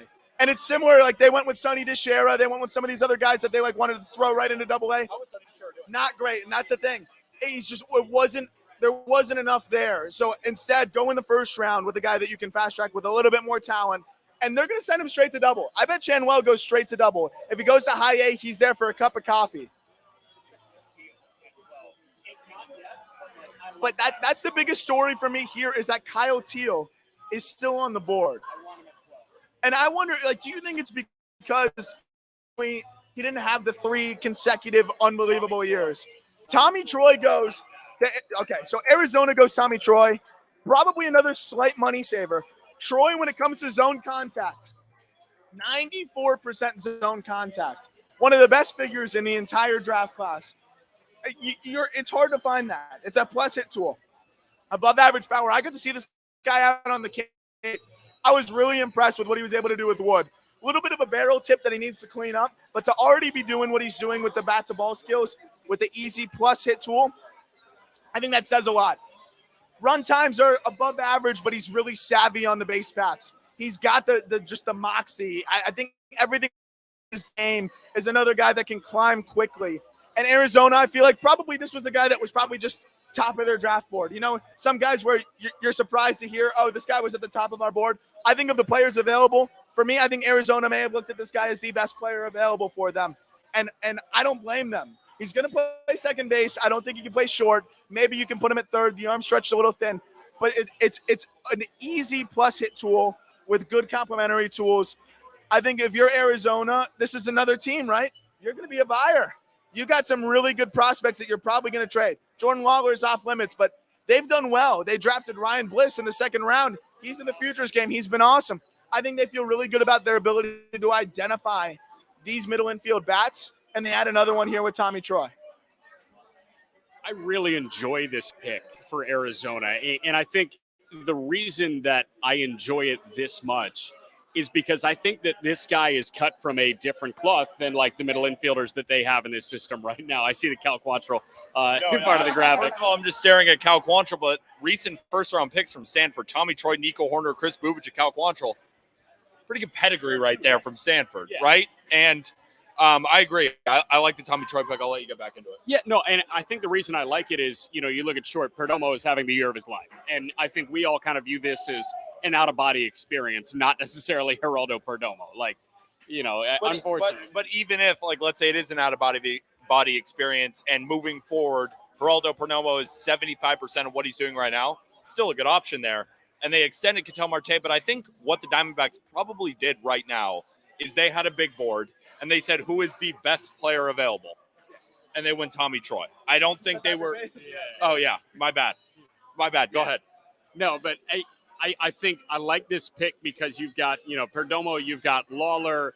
Who else on the middle infield? Ryan Bliss, like you're talking about. Nick Ahmed still on the roster, still.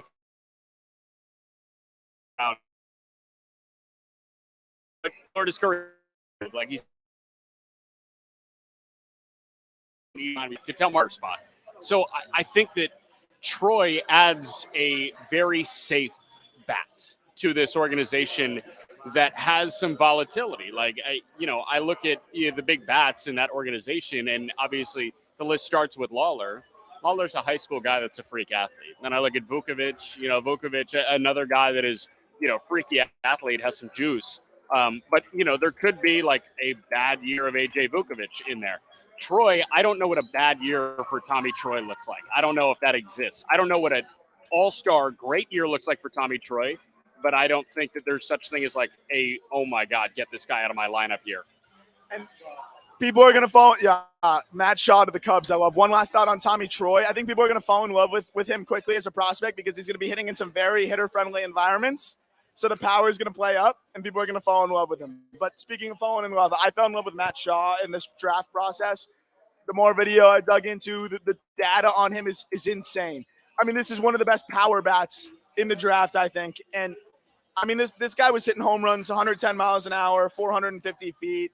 I hope they air the one pull side. They comp him to Matt McClain. I don't know if I totally agree with that comp. There's a lot more power in there. I don't know if the field of hit is quite as good as Matt McClain's is, but and the run time is probably not quite as good. But I guess I can see it as a bat first guy. But McClain is going to stick it short. Matt Shaw can't play shortstop. Matt Shaw is a bat first second baseman, but the bat is great. I think it's a 55 hit, but I think it's a 60 power. I think it's 50 to 55 run.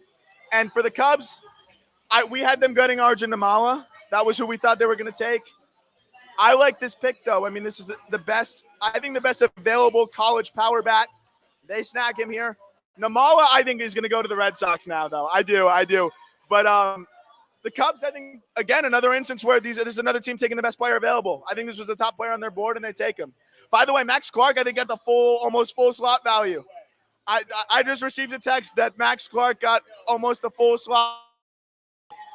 If that's the case, the Tigers are actually clueless and already lost the draft. But anyways, any thoughts from my two friends over here? So I just have a question for you guys because we talked about Kyle Teel very early on, right? Potentially he could go to 6 of the A's, right? And then it was Jacob Wilson. Do the Royals then go catcher? They went Blake Mitchell instead. We thought potentially the Marlins, right? We're going to go college bat. They went Noble Meyer. You go down the line, you're like, well, they could have taken Kyle Teel. They could have taken Kyle Teel. It's kind of like on Oprah where it's like, you get a car. And we keep giving Kyle Teel to everybody, and nobody wants. What do you guys think is happening right now? I think he's got to go in one of the next two picks. Has to. Boston or Chicago? Has to. Yeah, I mean, the White Sox would lose me entirely if they didn't take Kyle Teel. If they took just another rando, I'm out. But no, man, I think Teel has to go in the next two picks. If not, Teel might slip out of the first round entirely. Like, I'm looking at all these teams, like, Teel doesn't really fit, Teel is an immediate upgrade to whatever situation you have going on in the catching stable. On any team, aside from who's at the end of this first round, because chances are really good teams have really good. Teel, if he doesn't go in the next two picks, I think there's a chance we don't see him until after the first comp round. Red Sox, Kyle Teel to the Red Sox. That's a great pick.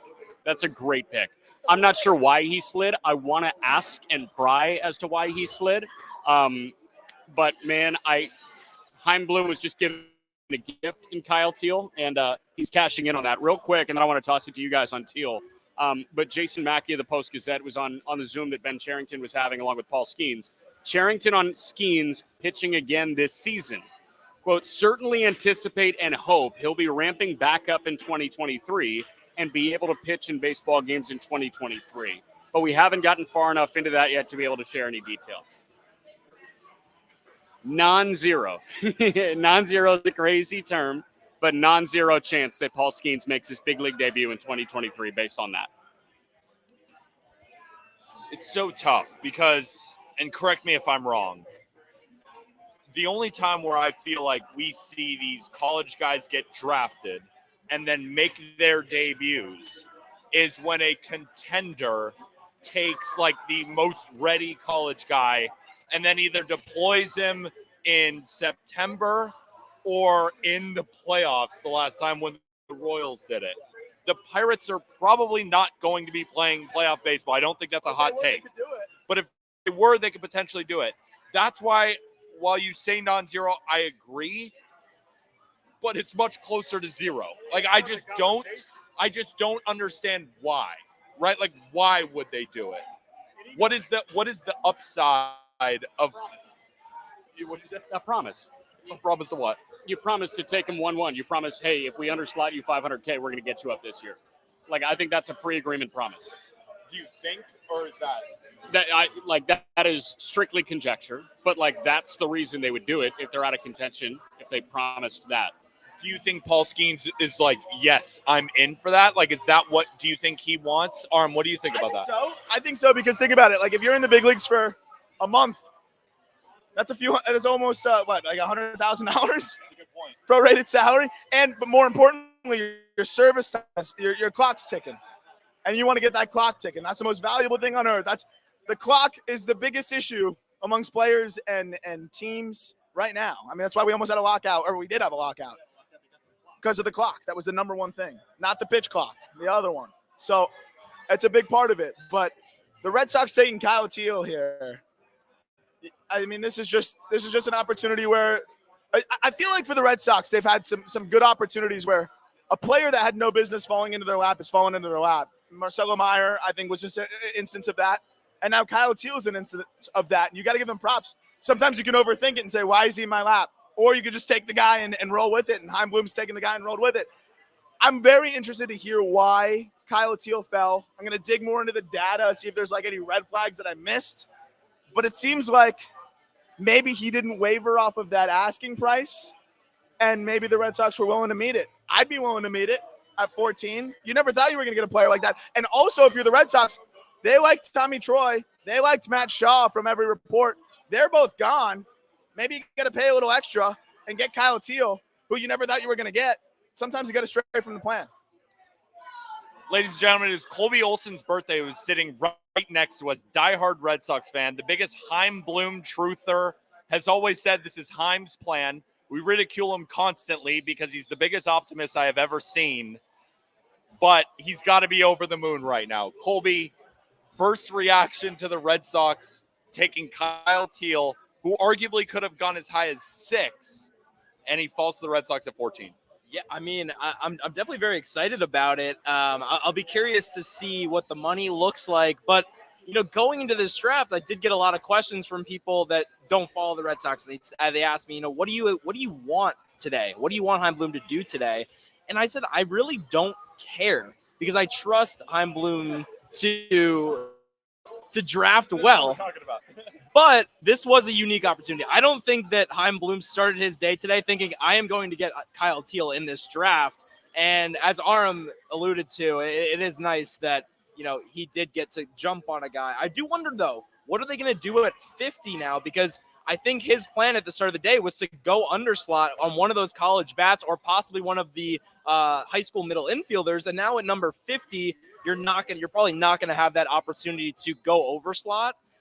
So we'll see if they go for a guy that's lower down their board there. But very excited. I mean, the Red Sox need a catching prospect like this, because now they have Connor Wong, and Reese McGuire is likely out after the season. So it is nice to get a catching prospect. Very excited about the pick. Atta baby, Colby. Well, happy birthday. Thank you. Red Sox right now, we're 14 picks in, have to be one of the big winners in this draft. I think when I'm just looking at, I think the Rangers are a big winner here. I personally think the Reds did very well. I do like the Rockies pick of Dolander. I do. I think that was the best pitcher available. They need pitching. That was a great pick there. I like the Marlins pick at 10, right? Like, we've been talking about kind of each player, but now we're about halfway through the first round. Kind of picks we really like. For me, really like Brett Lauder, really like Dolander, Noblemeyer to the Marlins. I like Tommy Troy. Like, I don't think there have been a lot of bad picks so far, and I think Kyle Teel going to the Red Sox at 14 was maybe the best pick of the draft when we're talking about value, right? Kyle Teel, I think on a lot of people's big boards, ours included, was the top 10 pick. You get him at 14, yeah, you might have to play slot value, but at the same time, slot value at 6, even if you underslot him, that's not the 14th pick, Aram. That is not the 14th pick. I have a question for Aram, and that is, what do the White Sox do here, and who on your board right now is the best available? Because I haven't heard a lot out of the White Sox. Well, we got the guy coming in now. Let's see. We're getting LMAOs in our Just Baseball group chat. Oh, no, that's always a good Oh, that's always a good sign. We need to get back. I mean, I want Jacob Gonzalez. Jacob Gonzalez. Jacob Gonzalez. I also want to shout out me. I actually hit a draft bet. Enrique Bradfield Jr. over 14.5. Thank God. Didn't lose every single pick. Jacob Gonzalez is rumored to go as high as 5 to the Minnesota Twins, and he goes to the White Sox. Where is Jack? What is Jack now doing? What is Jack? He's copped out. Because we got to hear his reaction. He doesn't care. What do you think about Jacob Gonzalez going to the White Sox at 15? This is a team that I think is Jacob Gonzalez, baby. Jacob Gonzalez to the Chicago White Sox. We need your reaction. Look, this is one of those where I think the White Sox are a pretty antiquated front office, the way they approach things, and they take a player that I think was, again, drafting safe, perceived as the top guy available on their board. It probably was the top guy available. Look, high floor guy, but at the same time, like, I don't know how much there is to dream on, but this system needed reinforcements and high probability big leaguers. And the consensus amongst basically every evaluator is that this is wow. Yeah. Wow. Happy birthday, Colby. You get Kyle Teel. Dang. So my thoughts on Jacob Gonzalez here is, at the end of the day, you get the highest probability big leaguer that was probably available. I love that they're showing the bails out on the front foot and hip. This was a big issue for me. I just don't know how much projectability there is with the bat, but maybe maybe somebody gets their hands on him and kind of helps clean up the swing, helps clean up some of the issues he has, because he has some of the best bat to ball skills that you're going to find. It's 92% zone contact. It's a really good feel to hit. It's a good approach, but there's not much power right now. I think with some refinement of the swing mechanics, there's more power to tap into, and that might be what they're hoping for. Also, this is the highest probability big leaguer, I think, on the board. That was the consensus amongst evaluators. He's a good chance to stick it short. He's a below average runner, but again, it's a plus hit tool potentially. I think right now the power projects as average at best, but if you fix some of those issues with the swing, he's not a small dude. He probably taps into some more juice. So, I'm not the biggest Jacob Gonzalez fan going into this draft, but I didn't like him as a top 10 pick. I don't mind him as the 15th pick or the 16th pick, because, again, he's going to climb quickly. You can aggressively assign him. And if you can clean up some of those hitting mechanics, maybe there's more power in there. And I think that's what the White Sox are hoping for. Well, Jack, Jacob Gonzalez to the White Sox. Thoughts? Yeah, they need future big leaguers in that organization, and I think they got a future big leaguer. How good of a big leaguer? I have no idea. Honestly, no idea.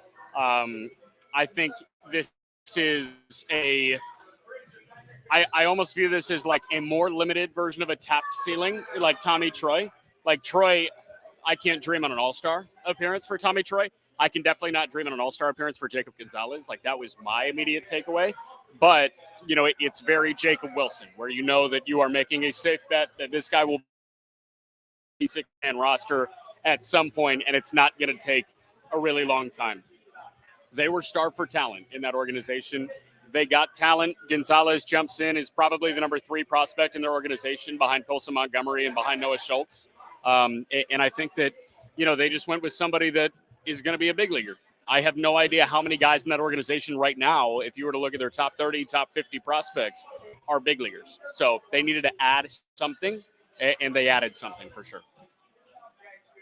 I also think it's a little bit based on kind of our opinion of Jacob Gonzalez. Like, I think us 3 are not super high on a guy like Jacob Gonzalez, but I think there was a lot of publications that thought really high of him and thought that he could potentially go within the top 10 picks. So I think depending on who you ask, the White Sox could have done really well here, right? Because it's not like the White Sox just took Jacob Gonzalez with the 5th pick. They got him 15th overall, which I think is below a lot of people's different expectations. So I think kind of depending on your opinion of Jacob Gonzalez, you can kind of spin this in any way you want. I think it's fine. Right? I think it's fine. I think my opinion of Jacob Gonzalez was, no, I would not take him 5th. Would I take him 15th with who's left? Yeah. That's why I don't think it's that bad of a pick. No, I mean, I'm taking him over Arjun Namala for sure. Would you? Where the White Sox are. So, Aram, they just went, oh, now Bryce Eldridge. All right, we hit another bet, people. We thank God, because everything could have gone horribly. Bryce Eldridge is going 16th to the San Francisco Giants. That makes sense. Oh, yeah. 6'7", 223-pound monster. So we mocked Bryce Eldridge to the Cardinals because the Cardinals have had a lot of comfort and actually pursue players that are excel both on the mound and at the plate. The other team that does that is the San Francisco Giants.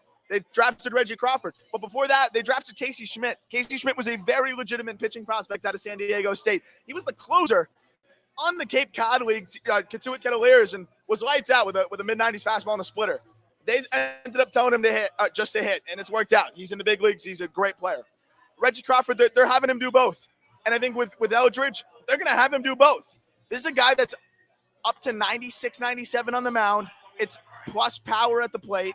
There's some questions on the hit tool, as there is with any 6'7" guy, 6'7" high schooler. There's going to be some whiff there, but monstrous power. I think there's plus power to dream on. And if it doesn't work at the plate, if the hit tool's not there, okay, put him on the mound. He's a guy with a fastball that I think by the time he taps into everything could be a triple digits heater. So you have a lot of different outcomes with Bryce Eldridge that all could be great. One is excels as a two-way player. That's unbelievable. Two is you pick one of the other two. So I guess it's 2 and 3. He's either a good hitter or a good pitcher. So I feel like from this pick here, it's very San Francisco Giants. He fits the bill, and I like it. I mean, Eldridge is one of the most talented players in this draft, if you consider all of the things that he can do. So before I ask you about Eldridge, Jack, actually, no, I just want to hear your thoughts on Eldridge first, because I have questions about the rest of the draft moving forward, but curious thoughts on Eldridge. I really like it. I think that it's going to be funny when he and Reggie Crawford are like, I'm not sure. Reggie might always be a couple steps above him in the minor leagues, but like when they're both in the traveling party for the San Francisco Giants and they roll into like a team hotel, they're going to look more like Golden State Warriors or 49ers than they are San Francisco Giants. Like both these guys are 6'6", 6'7", and carved like stone. So like these guys are physical specimen that can be big leaguers at both. I'm not going to say excel. Like we've talked about this. Like everybody's Ohtani now, I guess. Like Caglianone's Ohtani, Eldridge is Ohtani. Like not really. Reggie Crawford can do both. Does it look like closer and right fielder? Possibly. Does Bryce Eldridge look like closer and right fielder? Possibly. So I want to figure out, which of these guys can truly get as both. And I think that San Francisco just armed themselves with two guys that can do it. I've also been pretty steadfast in thinking that San Francisco is the front runner to sign Shohei Ohtani. So if you've got Ohtani, Reggie Crawford, and Eldridge, all two-way guys. Give me 3 two-way guys in the same line. Ohtani, Eldridge, and Reggie Crawford. I think it would be hilarious. Do you think now the Giants completely take the rest of the season? They're like, now we want Jack Caglianone. Yes. We want everything. We want them all. No, but so the question that I wanted to follow up here is, we've gotten some good picks already, but there's been some more fallers, right? We thought Braden Taylor could eventually be a top 10 pick, right? You look at Hurston Waldrep out of Florida, kind of the data darling of this draft, right? The stats don't really back it up, right? He had like around a 4 ERA this year for Florida. But you look at some of the spin rates, you look at the projectability, we're like, holy crap, could Hurston Waldrep be the best pitcher in this draft not named Paul Skenes? And I think people are even comparing him potentially to Paul Skenes. So the Enrique Bradfield Jr., but the two biggest fallers I'm seeing right now is Hurston Waldrep and Braden Taylor. Do either of you have any big predictions for them? Are you guys hearing anything that they may drop even further? Do you think potentially with the next pick we're going to see either one of them? Any thoughts here, ladies and gentlemen? I think Waldrep in Baltimore makes a ton of sense. I think Hurston Waldrep in Baltimore makes a ton of sense. And so who's picking number 17 right now? Bradfield just went 17. Really? Let's see. Bradfield just went 17. That's what they're saying here, maybe. So it's not confirmed. Okay, our Just Baseball social chat saying potentially they'd be next up. Let's see. To Baltimore, you think they'd go? I don't like it. I don't like it. I think they should go Aram, and I think Waldrep makes a ton of sense for Baltimore. Ton of sense. Aram. So rarely will I just be like, oh, I trust them or whatever. But this is one of those where, man, this track record speaks for itself, and I have some concerns around Bradfield. I mean, he really underperformed this year. I mean, something fell. You and I watched him, dude. Like, you and I watched him, and we fell in love when we saw him in Omaha as a freshman. But then he never built on that. But at the same time, he's still that guy that we fell in love with. He's an 80 runner. He's an 80 defender in center field. And here's my thing. We just had Kobe Mayo on the podcast, on the call-up. One of the best prospects right now in baseball in terms of what he does offensively. And he spoke in detail about what the Orioles were able to help him do to unlock more offensively as a high school guy. And he spoke to his, teammates. His roommate was Connor Norby, a guy that they helped unlock more. Jordan Westberg. It goes on. Heston Kjerstad has turned into an unbelievable. And these are all high-end prospects, but they've helped them unlock more. And I look at this organization. Kauser, they've helped him unlock more. These guys have gotten better and better and better from the time that they signed. You can't teach 80 speed. It's hard to teach 80 glove. You really can't teach 80 glove. You can teach the ability to hit, better and better and better if he has the tool they're looking for. And he has every tool that they're looking for. So I think this is the Orioles flexing and saying, hey, we can develop any motherfucker. And this is a freak athlete. We can teach him something. I was very worried about Bradfield, but him going to the Orioles, I think, really improves the outlook because this is a dude that has plenty of room to add muscle. He has plenty of projection. And they're comparing him to a guy that's Willis McGee, like whoever that is. I think the Orioles, if there's one org that can unlock something from Enrique Bradfield, it's the Baltimore Orioles. And see why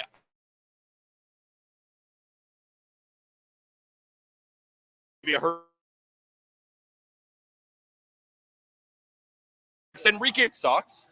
How much are they unlocking? Like the Marlins. Or the Marlins, are they unlocking that same thing? If he goes to the Orioles, a pitcher goes to the Guardians. Fits like that, would we have taken Enrique Bradfield with the 17th pick? Let's say we don't know the team. Probably not. I took Enrique Bradfield Jr. over 14.5. The reason I'm celebrating it, one of my only bets that I've hit so far. But I think when we were looking at Enrique Bradfield Jr., he has to be in the perfect fit. In the first round, could you have thought of a better fit than the Baltimore Orioles at 17? So I think Orioles fans should be actually pretty excited that the Orioles feel confident enough that they see a potential Gold Glove Award winner, a potential havoc wreaker on the bases are more important. And they're like, if we can unlock 15 home runs a year, if we can unlock 10 home runs a year, this guy will be one of the better players in the draft. And I think that's the main point here. Can I give you one just looking forward? Milwaukee, I think Milwaukee could go with an arm. Like, Waldrep could be a Brewer. Arjun Namala to Tampa at 19. Yeah. Yeah. The Rays are not scared of risk. They have excelled at drafting power bats, power prep bats. Xavier Isaac, everyone said, who? I love that dude. Namala has kind of, I'd say, bolstered his stock far enough ahead of the draft that people know who he is. But honestly, if he did it a little bit later, he would have been the who guy. And I think he fits exactly what the Rays could do here. The power is frame defying. Almost you don't understand how he's able to tap into that much. He's tooled up. I think him or Aiden Miller makes a lot of sense. We mocked Aiden Miller. I'm surprised he's still on the board. That's a prepster, third baseman, really talented. But Namala could stay it short. So I think the Rays could go Namala. But who do we have? Who are the next picks? We got team-wise, it's how do we switch it back to the teams? Milwaukee, Tampa, Toronto. Milwaukee seems to draft carefully. I see Chase Davis here. I hope we see Chase Davis here. I truly hope we see Chase Davis here for the bank accounts. That would be huge. But if we had to make a prediction right now, because the Brewers can kind of do anything that they want right now, right? They haven't been like necessarily linked to like, oh, they're definitely grabbing an arm, they're definitely grabbing a bat, they're definitely grabbing a high schooler, they're definitely grabbing college. They might just take best player available. And I'm curious who they think, at least who's left. Who is it? Brewers select. Let's see who it is. We'll get Brock Wilkin. Oh no. Brock Wilkin. This might be the worst pick of the draft. We mocked him to the Brewers with their second pick. I mean, he's a masher. 71 home runs, Brock Wilkin, in his collegiate career. I mean, this guy hits bombs. My concern is this. No defensive value. Really, really alarming numbers against breaking balls.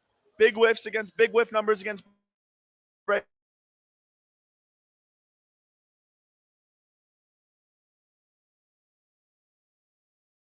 To me, is a guy that I think a lot professionally. Is worth a shot because the power is special, but not here. Unless it's a big savings pick, I don't love it. Is really special, but I have some concerns with the pitch recognition. I have some concerns with the breaking balls. But again, if it clicks for this guy, the power is 70. I mean, we're talking about like it's ridiculous pop. But I'm really concerned about the hit tool. I'm concerned about the pitch recognition. He's got a monstrous arm, as they show here on the thing. So maybe he can play corner outfield. This just isn't a very characteristic pick by the Brewers, who took Sal Frelick before. Who was it? Who else did they take last year? Eric Brown Jr., who's a hit over everything guy. Weimer was, but that was a fourth round pick. That's a surprising pick. Do you think that the Brewers are saying we are so bad against lefties, we need just a righty power guy right now? Do you think they're that much in their own heads about being able to lefties?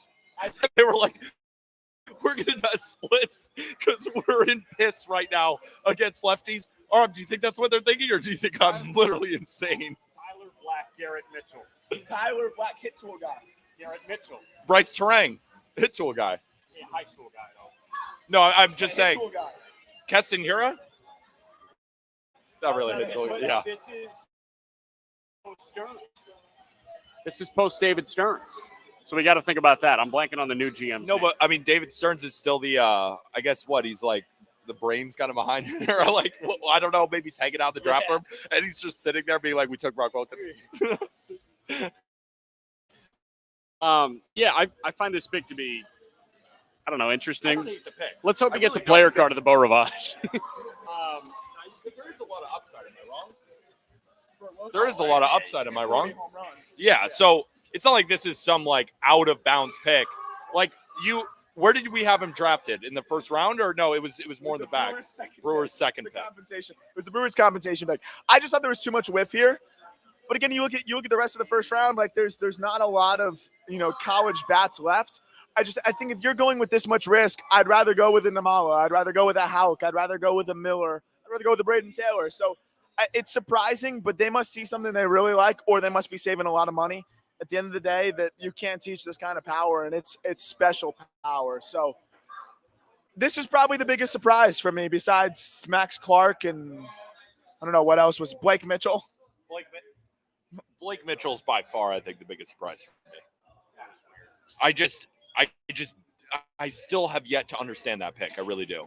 I mean, maybe I'm completely missing something, but Kyle was available if they had to go catcher. And the thing is, it's not like, you're not drafting for a position of need or anything. But MJ Melendez is there. Of course, he's not going to catch much anymore. Maybe they just went best player available, and they thought Blake Mitchell was the best player available. That is the most surprising pick for me, I think. I still don't understand why they went to him. So if you're talking about the Rays, you all feel like to the Rays.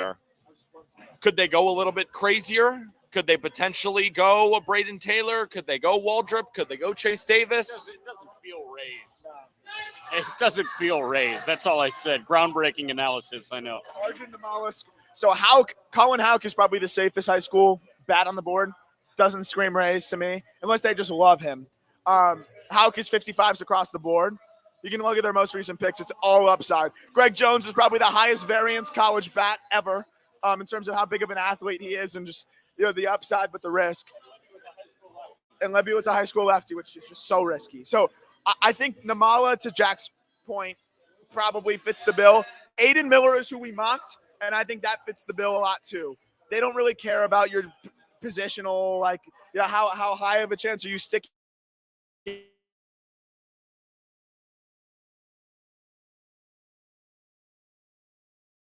Gun to my head, I'm saying Aiden Miller hard for. So you never know. That's what they always do.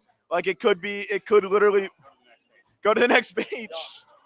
So right now I'm on page 1 of 87. Let's go to page 83 of 87.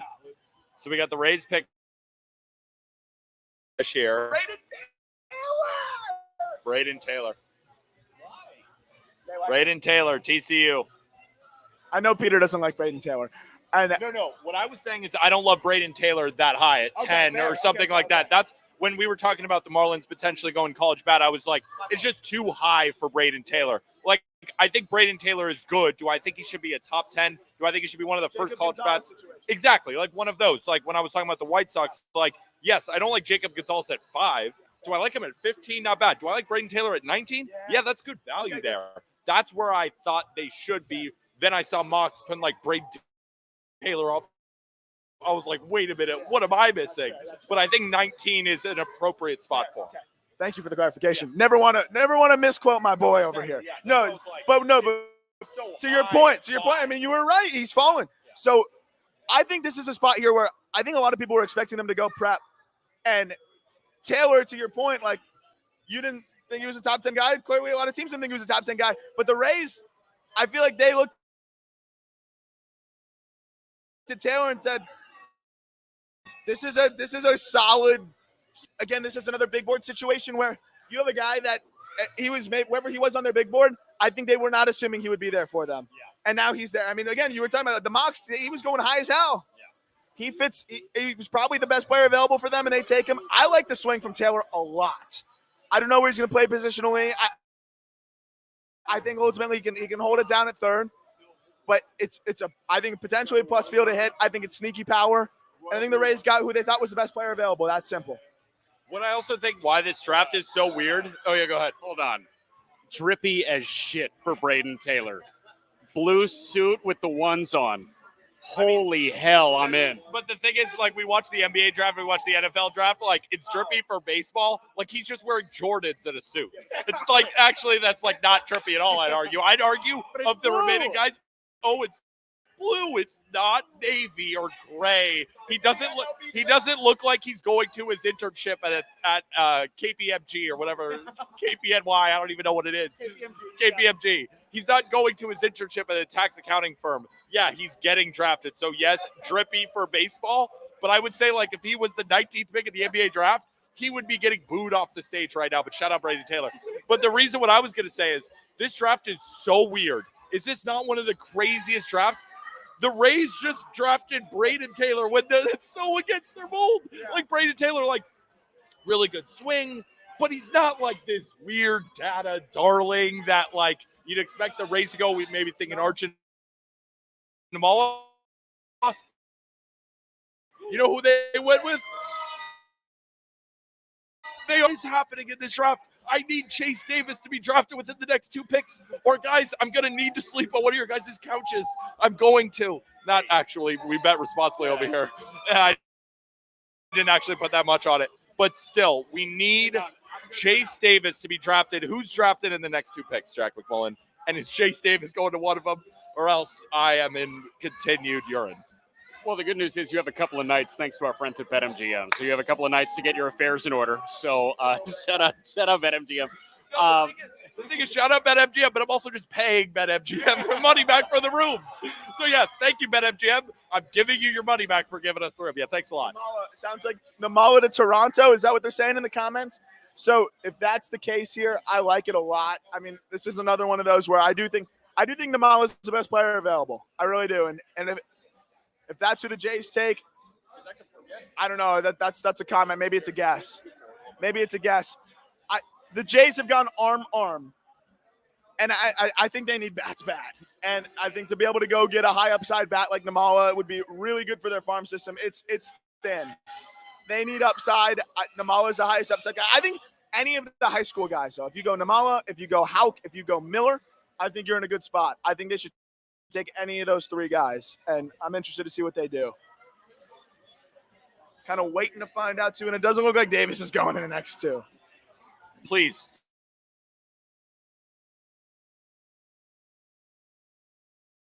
Somebody take Chase Davis. Cardinals need you. Seriously, like I said, I wasn't the biggest in this draft. When I went into thinking about it, just so you guys peel back the curtain, I didn't really like Jacob Gonzalez. I didn't really like Braden Taylor. And it wasn't that I didn't like those two players. It was that I didn't think they should be taken within the top 10 picks. At 15 and 19, pretty solid value there, honestly. I am still surprised. No Hurston Waldrep yet. Do the Blue Jays decide, hey, we need to get another arm here, and did they go Hurston Waldrep instead? No. I could see Waldrep going to St. Louis at 21. Think about what they've done. It's Namala. Okay, so Namala to St. Louis at 21. Think about what they've done recently, and think about their marquee pitching prospects right now. Liberatore's graduated at this point. Cooper Jerpy, Gordon Graceffo, Michael McGreevy. How's it work for them? Not well, but they have a pattern, they have a type. Hold on, just 1 second. So did the Marlins, right? They had a type, right? They kept going bats in the draft, and it hasn't been working. Do the Cardinals take a page out of Kim Nang's playbook and say, you know what? Taking these college arms isn't really working. We should go high school bat. We should go Colin Houck. Or do they go Chase Davis? And I'm more making that up because I need Chase Davis to be picked right here. But do they go bat instead and saying, hey, this way of drafting guys has not been working for us? And Kim Nang did that. Do you think that's a possibility? Or do you think they just go back to the pipe and be like, one of these guys is going to work? Honestly, I think they could go with one of these high school bats. And that's the thing is to your point, what's the one thing the Cardinals have excelled at is it's drafting high school prospects and developing them. I mean, you look at what they did in the 2020 class. They need to try to recapture that. That was a master class. 2020 for the Cardinals was Jordan Walker, Mason Wynn, Tink Hence, Alec Burleson as well. But those three prep prospects that were perceived, Jordan Walker was perceived massive risk. Tink Hence was perceived massive risk. Mason Wynn was perceived some of the biggest risk in the draft. And all three of those guys look really good for them right now. I think they maybe lean back into the strength. Aiden Miller, I still think is an unbelievable bat. I think to have either of those guys, Hauk, again, I think is one of the safest high school bats, honestly, that we've seen in a little bit. I think either of those guys could be easy wins for them. I wouldn't force the arm. I would take, this is one of those where you're definitely taking the best player available. If you take Hauk or Miller, I think there's a drop off from there. I really do. What about Morales out of Miami? I think there's too much width. I'm not a big Morales guy.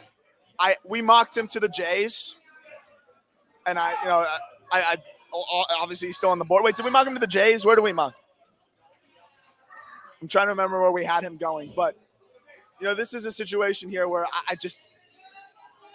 I don't know. I think you got to go with the best player available, and it's either Hauk or Miller. But there's a lot of different ways that we can go. I think Thomas White is an option for a lot of different teams here as the best left-handed pitching prospect.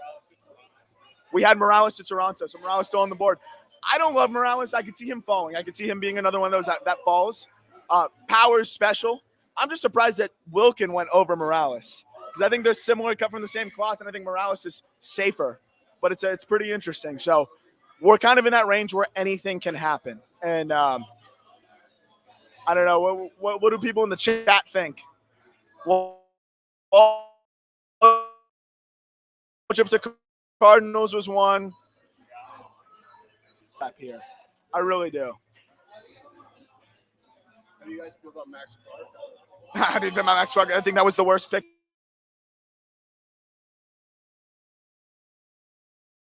in a while. Yeah, so let's pick. So we have no idea how they're going to end up, but we might as well make our best predictions. So right now, I want your guys' biggest winner and biggest loser right now of what, the top 20 picks? Yeah, so we're 20 picks in. Who has been your favorite pick so far, and who has been your least favorite? I'll start. I think Max Clark is my least favorite at number 3. My favorite pick, I know it's crazy, but it's Wyatt Langford at 4. I mean, I know it's really early in the draft, but I think Wyatt Langford is a marginal step below Dylan Cruz. I think Wyatt Langford to Texas is a phenomenal pick, and I think the Tigers blew it taking Max Clark number 3. If an honorable mention, Kyle Teel to the Red Sox would be my next favorite. We're going down the draft a little bit more. Who wants to go first? So, I mean, I've got co-favorites. I've got Teel to the Red Sox and Louder to the Reds. I think both those fits are immediate. Least favorite is Blake Mitchell to Kansas City. Yeah. I think Blake Mitchell made no sense when Teel was still on the board. I think to take the riskiest profile imaginable at 8 is crazy to me. With Blake Mitchell, that's up there 100%. I mean, to echo your sentiment, it's very abundantly clear that Max Clark was my least favorite pick by a good margin. I would say Blake Mitchell's up there. There's no other. I like what a lot of the other teams did. Honestly, I really do. I don't think there's any other pick I didn't like. I loved Louder to the Reds. Oh, let's go! We're not in piss. We're not in piss, ladies and gentlemen. We are not in piss. Peter's screaming to the crowd that I'm not in piss, ladies and gentlemen. I'm not in urine. So that was great. Also, I told my roommate to take that one, and I'm 0 for 2. So big one for Peter there. Big bailout. He's really happy. But honestly, this is uncharacteristic pick, I would say. Uncharacteristic pick, but there's a lot of people out there, a lot of people I respect in the industry that thought Chase Davis was one of the best bats in this draft. And, you know, the swing is identical to Cargo. It is identical to Cargo. And he's been very outward about that. He's made no secret of it. But I think for this selection, the Cardinals felt like this was one of the best bats in the draft. There's a lot of different people that said that. They thought this guy was special. He's a polarizing prospect. But the Cardinals had to be one of those that felt that way. I love the pick of Chase Davis to the Cardinals. I think they made the greatest pick in the history of the MLB Draft. I love that wherever Peter hits a bet, that spot immediately turns into like a jacuzzi. Like he just leaned back, put his arms up, and was like, vibes. Oh, they're doing the Cargo comparison. Yeah. Are they doing the Cargo comparison? Yeah, it's I so think Chase Davis is going to be better than Carlos Gonzalez. You can almost compare Chase Davis to maybe like a Babe Ruth or a Yogi Berra or a Barry Bonds. No, but in reality, the reason why we went Chase Davis under 21.5 is because he was a big riser, and like you could see, is pretty tooled out. Oh my God, thank God. I mean, the swing really is just like Cargo, but beyond that, I mean, the contact rates are really strong. He's gotten better and better and better as his collegiate career has gone on. Pretty much checked every box that you want to see out of a college bat that just continues to climb. The exit velocities are well above average. The contact rates are bordering elite, and the approach is really good. And then you have the aesthetic aspect of the swing. I can see why the Cardinals like this guy, and I think this is I really do. Beyond the point of the bet and everything like that, Yeah. To your point, there's a reason why we bet it. There's a reason. We like this guy. Everyone we talked to in the industry that we respect was very high on him. And yeah, there's some teams that were probably out. But we thought there was enough teams that saw him in the same light of the people that we respect in the industry for him to go. And it got close there. But also this draft was chaotic. And one of the best drafting teams in baseball, the Cardinals, take him here. And I think that says a lot about Chase Davis. This is actually one of my favorite picks so far. It really is. And like we joke around about the bets a lot, but it's more, I want to get past the bet because it is good that we hit it at plus 150. for this. We were talking about, will the Cardinals continue to go back to their mold of drafting the college pitcher? And what did they do? They didn't draft the college pitcher. Hurston Waldrep is still on the board, and he is falling. There must be something where people are looking too far into the data, and people are like, yes, the data is great. There's tons of RPMs on the curveball. You know, the split change is nasty, but he's not getting out college hitters, right? And like, it's so nasty, but like, they're not getting out. So yeah, continue on that. To Peter's point, Waldrep fastball shape is a concern for me. I watching those starts, seeing the numbers against the fastball, you'd be surprised that it got hit as hard as it did, given how hard he throws. The splitter's great, but you know, we talked about this with like Tanaka and a lot of splitter guys. If you're a fastball splitter guy and Waldrep, you know, the breaking ball is just not there. If the splitter's not there, you're screwed. And I think a lot of teams are concerned, is there going to be a field to spin it? You know, if you're that dependent on the splitter, that's a tough profile. And I think teams are a little nervous. And I think he could frown. Now we're at the point where Davis goes, and you have a couple high school guys that are bordering on the territory of, I might go to school. And because again, if Aiden Miller goes to school, he's going to be immediately one of the best players in the country. Like, he is going to, I think, perform. Not Dylan Cruz level, but like, it's going to be one of those guys that, like, second he gets there, oh, this guy should have been a first-round pick. We thought he was going to get drafted. He didn't go, and he's just going to demolish. How? Maybe even more so. Oh, my God. Yeah, that's what I was like, you're talking about Aiden Miller and Colin. How come, like, you're forgetting the ultimate one? And let's talk about the Mariners' war room here. I think the Mariners can go a few different routes. They've got 3 picks here in the next 10 picks. They've got 3 first-round picks. I think they can go Thomas White, and that's the best left-handed pitcher in the draft. I think they could go with either of these 2 high school guys. But I think they meet the asking price of Aiden Miller and or a Colin Houck, because they have the biggest draft capital here. They have 3 first-round picks that they can work with here. Go over slot if you have to go get Aiden Miller, to go get Colin Houck. They've gone with the safer prospects, usually the high school prospects. Cole Young was that hit tool guy. And I think that Houck fits the mold for them here as the beloved Rob Manfred comes in to make the pick. Boys, it should be Houck, I hope. But have they said yet? Houck fits the mold.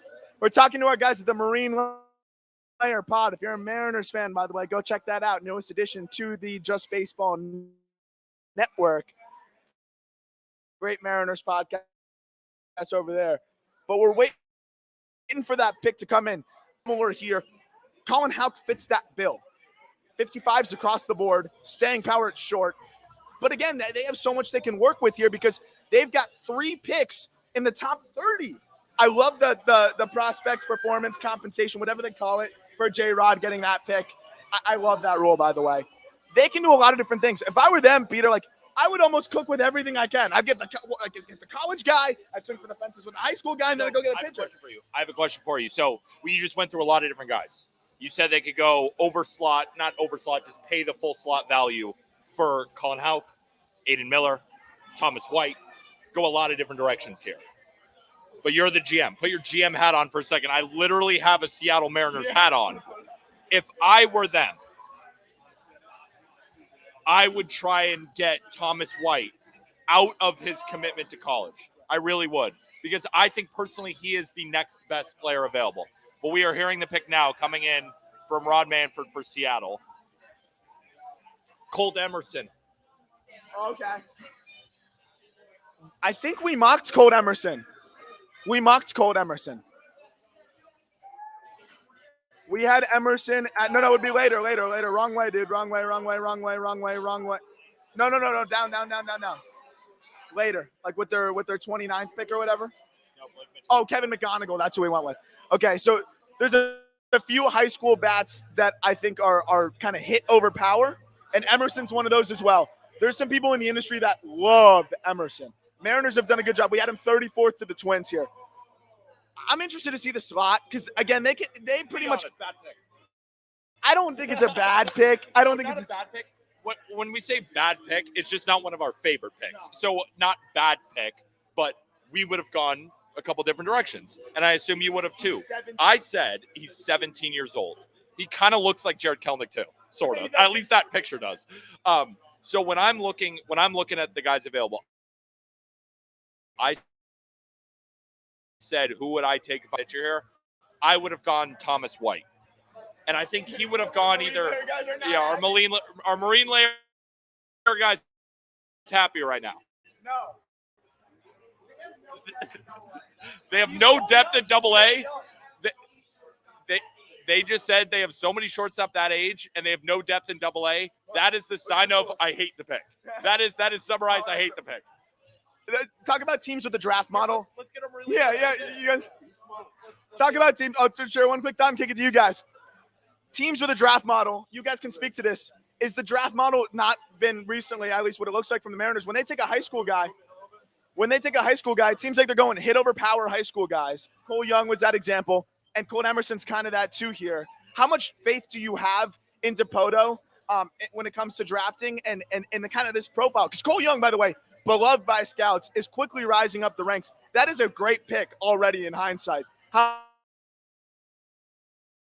much confidence do you have, in the front office and kind of with the draft model? Developing, and I don't hate I trust this pick, right? The idea we have is there's not a lot of depth in AA. Like, they had their wave of guys come up, the Julios, the Kirbys, the Logan Gilberts.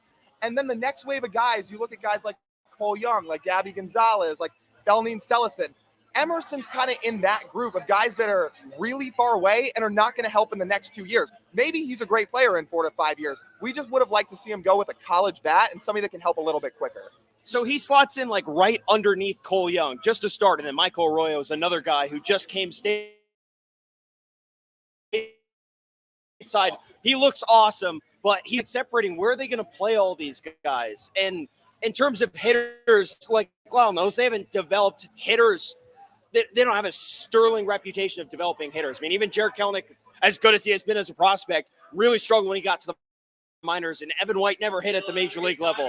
And major league level, right? I mean, even in high minors, he struggled a little bit. So it's interesting. It's going to be quite the development, over the course of time.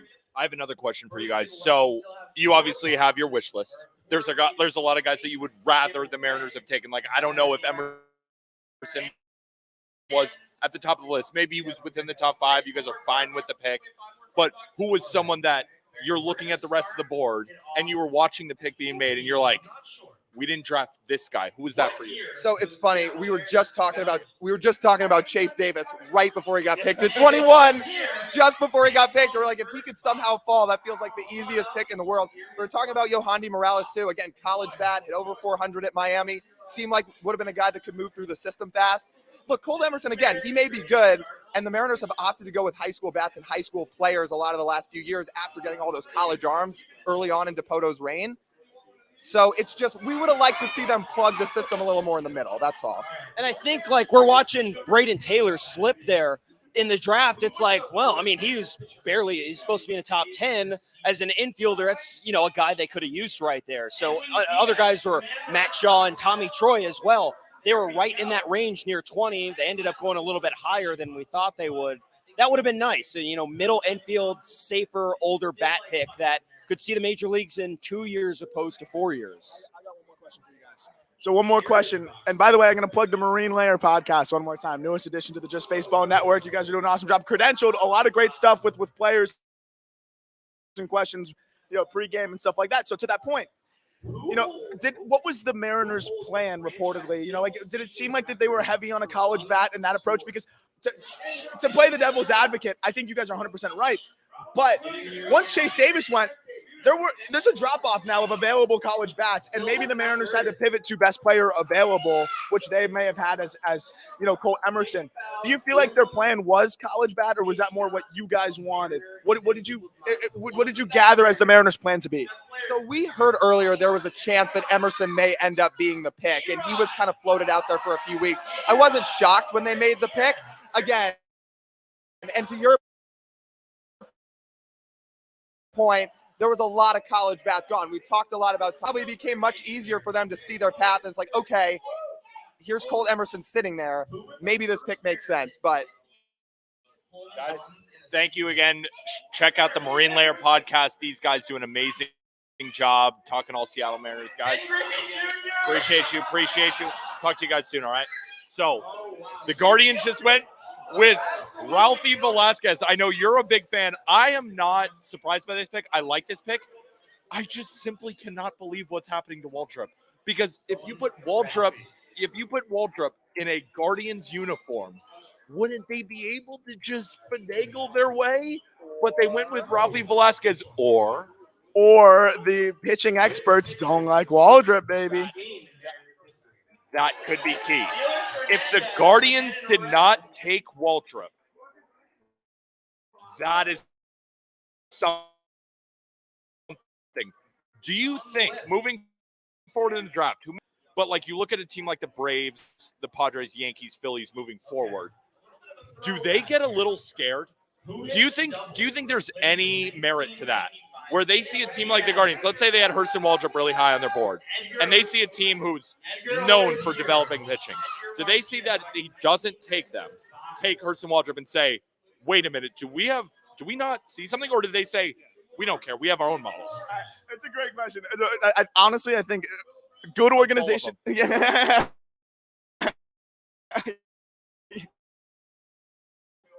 Good organization. Yes. That's what I said. Like when we talk about prospects, like sometimes when like Enrique Bradfield and the Orioles, right?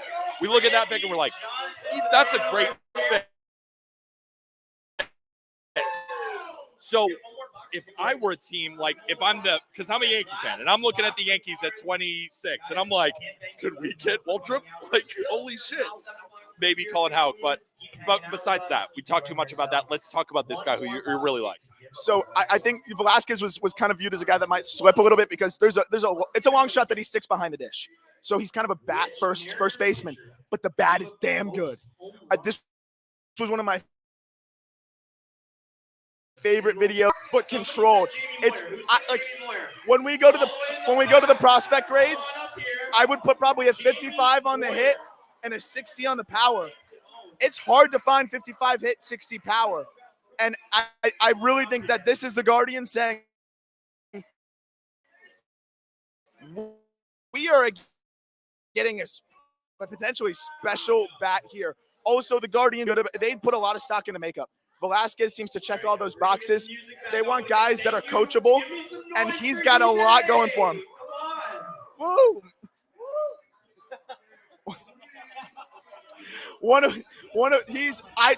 think of the high school bats available, just pure bat. I like Houck because it's tools across the board. I like Miller because it's power projection.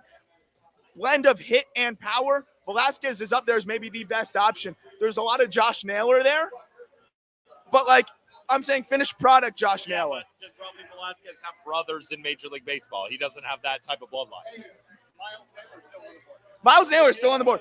I think there's a lot of Josh Naylor there with, I think, even more upside, more power to dream on than Josh Naylor. So I think this is a great pick for them. I like the snag, and they'll probably save some money there and go pitching with their second pick. This is an interesting spot because if the Yankees can get Colin Houck, Peter, you should be over the moon, man. Who's next?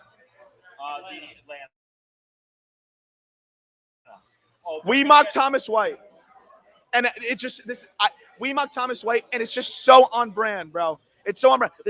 They always go arms. I think I mentioned it in the write-up. I think they've gone arms 7 of the last 8 drafts. They've gone pitchers 7 of the last 8 drafts. Trivia question for the chat. Can you guys list 7 of the last 8 arms that they've taken, or the 7 arms out of the last 8 drafts that they've taken? Try it in the chat. In the first round, excuse me.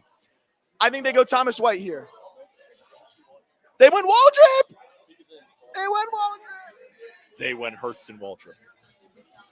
I'm gonna talk about some things here. The Atlanta Braves just drafted one of the boomer bust guys in this draft, and he could potentially be the best pitcher when we're looking back in 10 years.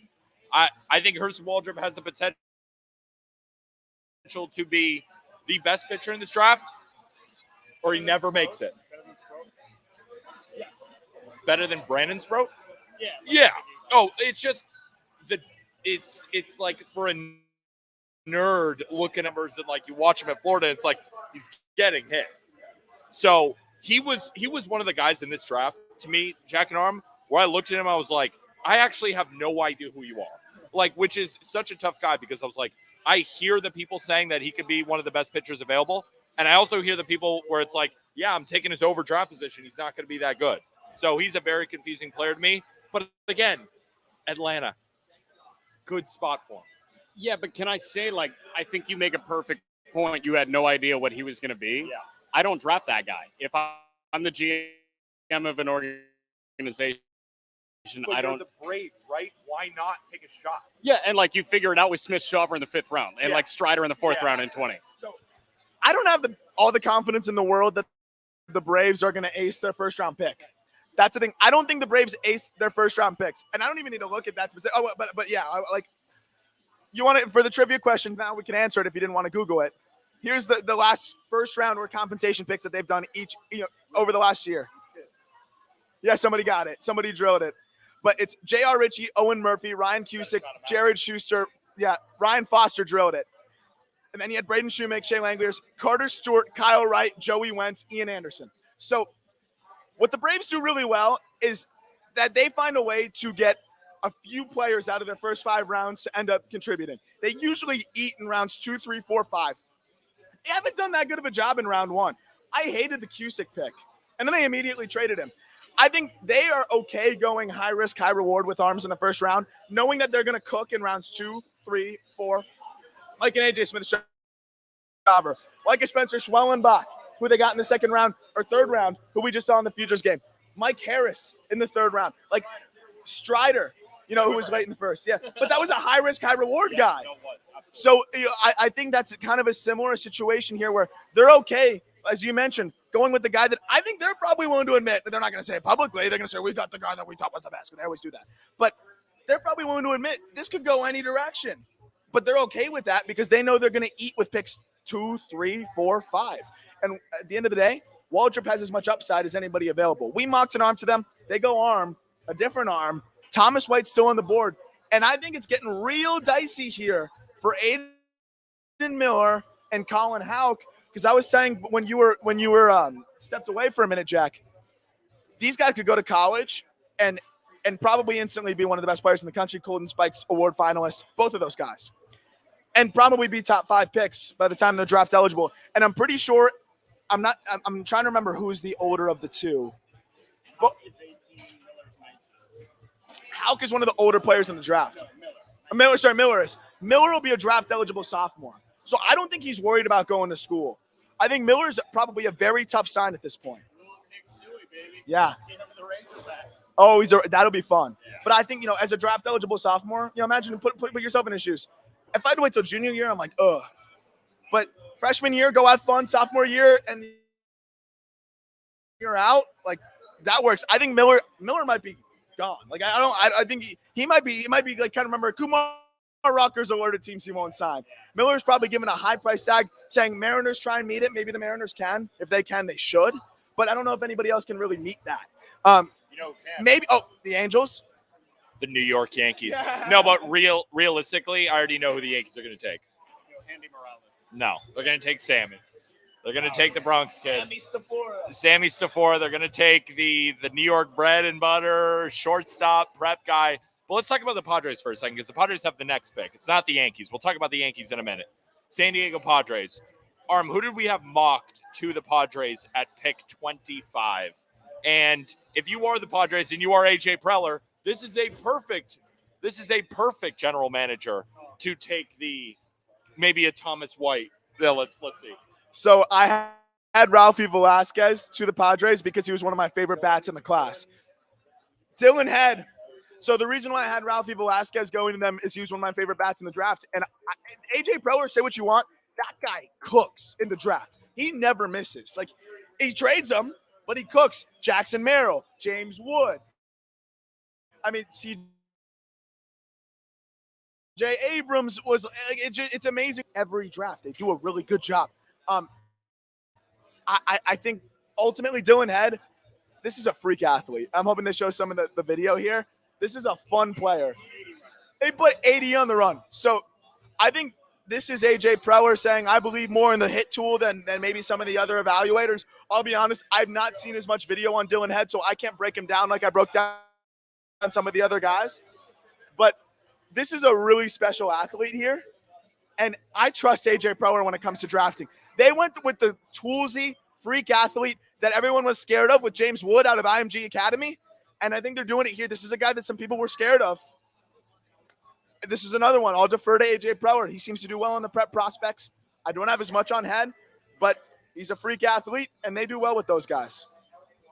This was one of those like sneaky guys that I like watched more video on than I could get access to. Like I looked up, I just searched Dylan Head on Twitter and watched every single video because Homewood Flossmore guy, like Chicago suburb, I'm going to buy into that.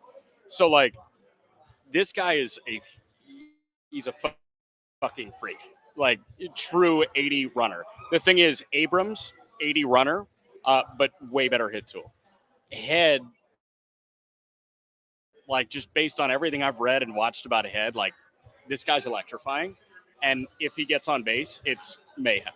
So like, I think they like those guys. I think Abrams, they liked him enough to shove him up there at like 20 years old, right? Post-COVID and like post-broken arm and all that stuff. So I think Preller knows that Abrams was going to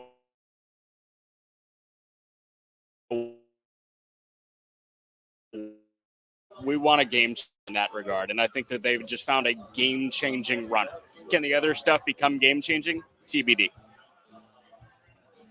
Something. Oh, yeah, go ahead. I want to talk Yankees. No, that's what I was going to tee you up for. So, was it Kyle Hampton in the chat? That's Kyle Hampton. He's been drilling every pick so far. Weird. Off of Joe Doyle. Oh, okay. So Joe Doyle's been kind of breaking the picks. Do you want to know who the Yankees are taking? Who they take? It took a Florida prep shortstop. George Lombard, according to Joe Doyle. Yeah, go over prep. So I actually played that school a lot in high school. Pipeline, a lot of good talent out of there, a lot of competition. Again, we're getting to the point of the first round where like it's guys I haven't seen as much on. I don't remember the last time Peters liked a Yankees pick, to be honest. So he hated Spencer Jones. He hates this one. I mean, just like, Give me some video. Honestly, who is it? Is it confirmed? Lombard, yeah, pretty much. I don't think it's like in yet. But this is I'm pretty sure it's glove over everything there with Lombard. Did you just say glove over everything? Again, I don't know much on him. I didn't mock him, so I didn't write much on him. So I don't have much on him. I'll never pretend I know something. Ladies like and that. gentlemen, I'm looking for a new team to root for. Do we get like a baseline scouting report? We got to go to page 75 of where he's ranked. There he is. No, he's George Lombard. I mean, I don't really know much about him. Swing. Damn it. First thing Arm says, swing and miss concerns, glove first. Pedigree. Dad was a 16-year big leaguer. Dad was a 16-year big leaguer. No, 16-year pro. I mean, to be honest, I really thought they were going to go Sammy Safura. You still got Aiden Miller, you still got Colin Houck there, and instead they went. Oh, great. The Yankees saved a good amount of money with a pick. That's awesome. I'm glad they went under slot. I mean, take them. Let me give you. So let's say they like Lombard. Let's be real. Where did you mock George Lombard to? Was he any of the comp picks? The reason why I don't have much to talk about with him is I really only dove deep into the guys that we mocked, and I didn't mock him in the comp round.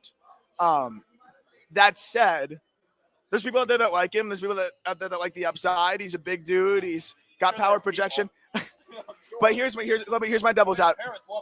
Yeah, a 16-year pro dad likes him. Here's the devil's advocate.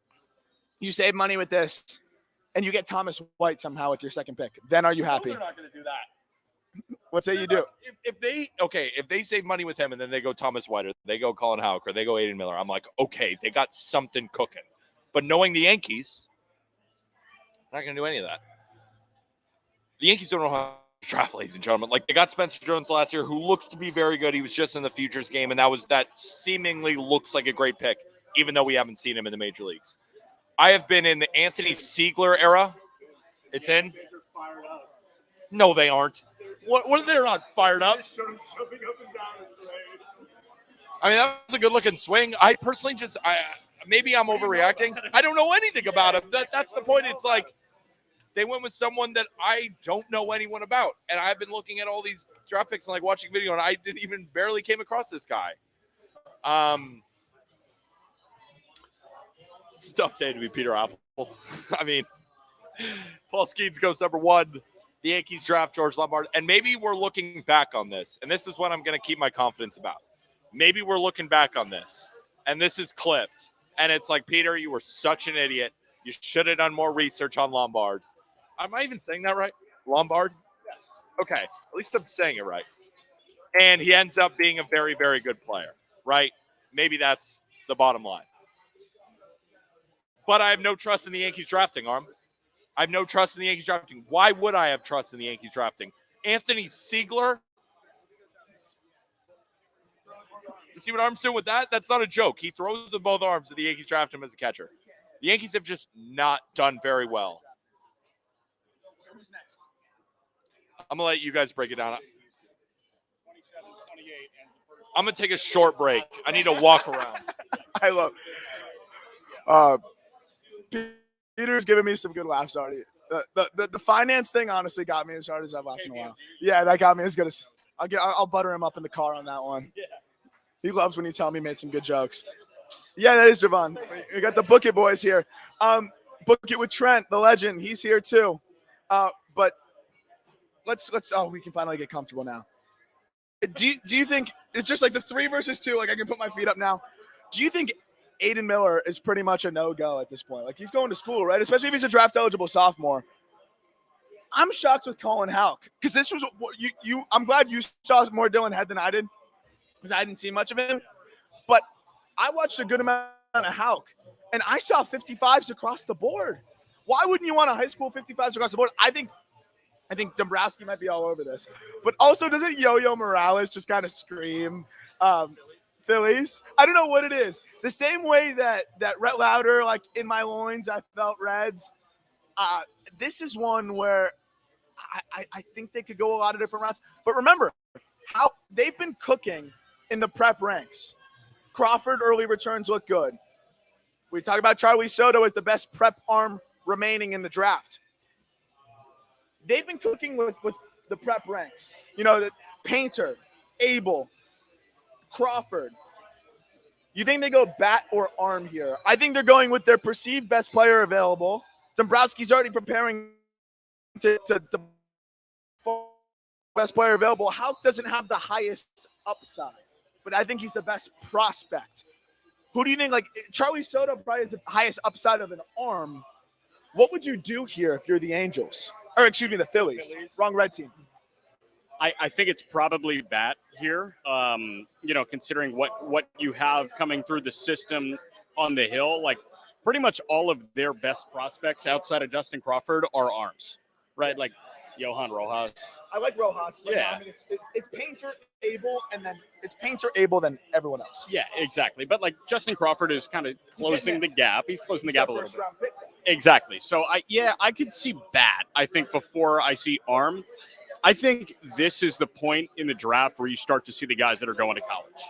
And I think that, you properly ID'd 2 of them, right? In Aiden Miller and Colin Houck. Yeah. I mean, like those 2, they feel like they're going. McGonigal, I'm very curious. Stafora, I'm very curious. McGonigal screams Phillies, especially being from Pennsylvania. Yeah, but McGonigal is a higher floor guy. Doesn't fit the mold. And the pick's in. God, Rob Manfred is so handsome, isn't he? So likable, too. Doesn't he just look like a guy that loves baseball? Oh, they paid him, baby. And what did they do? What did they just do? What did they just do, though? What did they draft, though? The highest upside. They just took the highest upside bat remaining in the draft. Dave Dombrowski's a savage. I promise you that they went over slot, and they're saying, fuck it, we'll figure it out in the back end.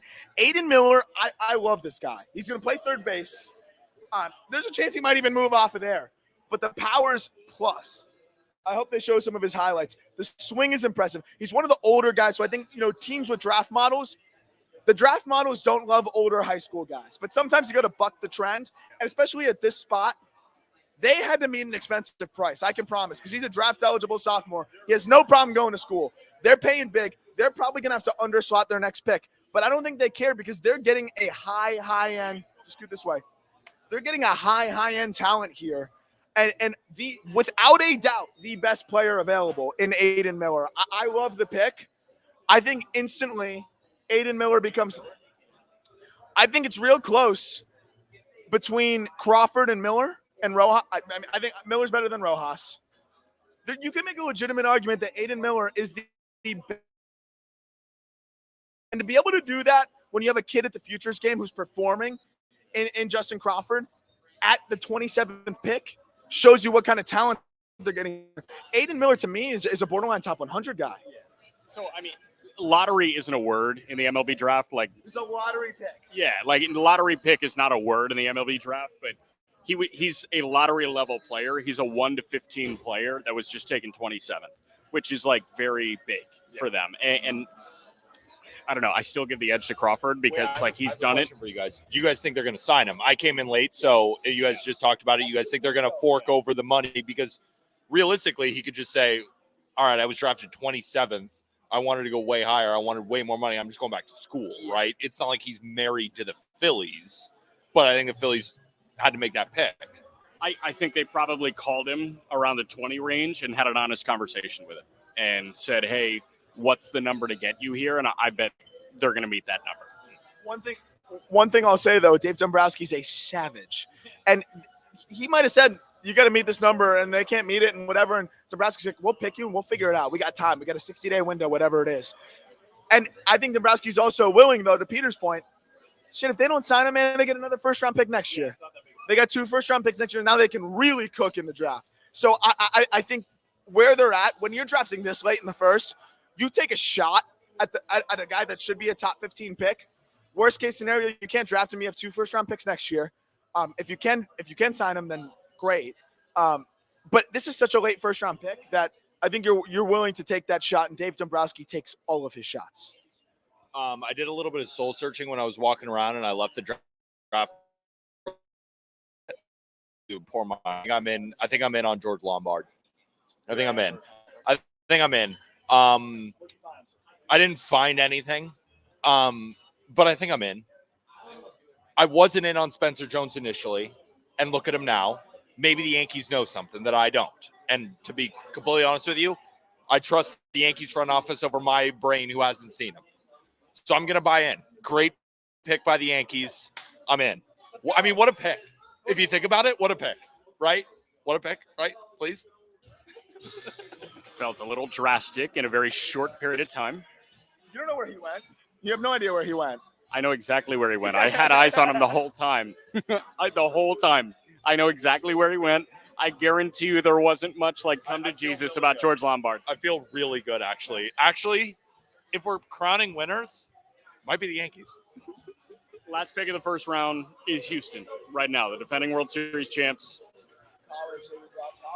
College. Morales. They've been going college. They went Drew Gilbert. They've working. They went Jacob Melton with the other pick. That was another college guy. They've cooked on college picks. Joey Loperfido, I think, was one of the steals in the 7th round. I think they're doing really well with these college picks. Morales is falling. He's slipping. And, I think a lot of people perceive this as the floor. I think this could be a spot for him. I still love Colin Houck, though. I'm really surprised that Colin Houck is falling. If they haven't gone with pitchers, I don't know if they would go with Thomas White. I think Morales makes the most sense here. And, the way that they've been able to have success with college bats, it just seems like one of those where, he falls into their lap and it's just like, the Astros did it again. Gilbert was a guy that I thought should have been picked earlier. Wasn't. They grabbed him. And I think this could be one of those where a lot of people thought, I have concerns about Morales, but I thought he would have been gone by now. Should have probably gone by now. There's another one where they grab him and it's like, the Astros had a guy fall into their lap. The pick is in. Oh, wow. Wow. I am really interested. So Bryce Matthews, kind of Greg Jones-esque, where this guy was a legitimate NFL prospect. He was a Power 5 football prospect. goes the baseball route. There's some raw aspects to his game, but it's insane tools across the board. Like potentially plus power. Concerns about the hit tool, but they must love the tools across the board here. They probably saved a few bucks. I talked to some Bryce Matthews, a couple guys I've talked to that have faced him. Said he was one of the freakiest athletes they've ever seen on a college field. So I can see the love for Bryce Matthews here. It's tools, tools, tools. And the Astros have a lot of confidence in their ability to develop. They went tools. Oh, I wonder why. Yeah. Look at that. So look at that. There's concerns around the hit tool. Crazy speed, big power. Think about it, Aram, though. If you're drafting in the first round and the I mean, come on. Like, I think we're just giving the Astros credit because it's the Astros. But objectively, like, was a very good pick. I mean, like, he's got a ton of talent. He's very athletic. He's obviously tooled up. But it's not like he's a huge. Like, for example, Bryce Eldridge is the guy who I could understand, right? Tooled out 6'7", 230. Could be a freak in nature. Bryce Matthews. I hear you. Devil's advocate, I guess, would be this is the freakiest of athletes you're gonna find. I really do think that. Like, Jack, usually you cook with the 247. Pull up his 247. Oh yeah, he is. Oh yeah, he is. Offers he had Robbie Snelling. When he flames out in baseball, he goes and plays some college football. No, it's a high-risk pick. It's a high-risk pick to your point, but if it all clicks for this guy, this could be the steal. Like, it's that range of outcomes. Yeah. It's that range. Is he like kind of like Waldrep? I would say he's the pitching Waldrep in this draft. Hit some crazy data points. Does he not have a good 247 page? He's just going to his huddle. His huddle? His huddle. Quick. I don't know what the fuck. 247. I want to see what offers he had. Okay, well, it's not him. Well, okay, then he doesn't have a football page. All right, so he doesn't have a football page. All right, gentlemen, we're at the end of the first round, and I also want to make it clear too. Jack, Aram, and I are going to go back to the hotel, and we're going to record a podcast post-draft, and we're going to go over everything and then talk about Home Run Derby and All-Star Weekend. So we'll have more concise thoughts after we kind of let everything settle, look back at the draft. So that'll be coming out either tonight or tomorrow morning. This is a blast. This was a blast. The last thing I want to end on too, best winner and best loser, because we went through that 20 picks. Now it's at the end of the first round. The more I think about it, the more I think if we're talking about straight value here, because we can say the Rangers won the draft by taking Wyatt Langford, but at the end of the day, they were going to win the draft kind of regardless, right? Like if, let's say the Rangers went Max Clark, still one of the best players in the draft. Let's say they went Walker Jenkins. So personally for me, I think the winner of this draft is the Boston Red Sox taking Kyle Teel, number 14. And I think the loser of the first round is the Kansas City Royals taking Blake Mitchell, number 8. Is that the clear consensus here? Let me throw out louder to Cincinnati as well. You gotta pick one. Yeah, it's Teel to Boston. Another honorable mention for me is Namala to Toronto. I really like Namala to Toronto. I think the loser for me, if it's not Blake Mitchell to Kansas City, obviously, Clark at 3, haha. Like, I don't think it's good. But Mitchell to Kansas City at 8 when you had Teel sitting there, and Brock Wilkin at 18 to Milwaukee made no sense to me. One more time, Max Clark. Wilkin was a head scratcher for me, and I think it's kind of a sign of the new times in the Brewers front office. Even I just think Stearns may not be as involved. They want to see what their other guys can do. Maybe I think he just didn't want to fully remove himself optically. This is one where I think this was one of the more chaotic drafts I can remember, because outside of Kumar Rocker, like nothing went too crazy last year.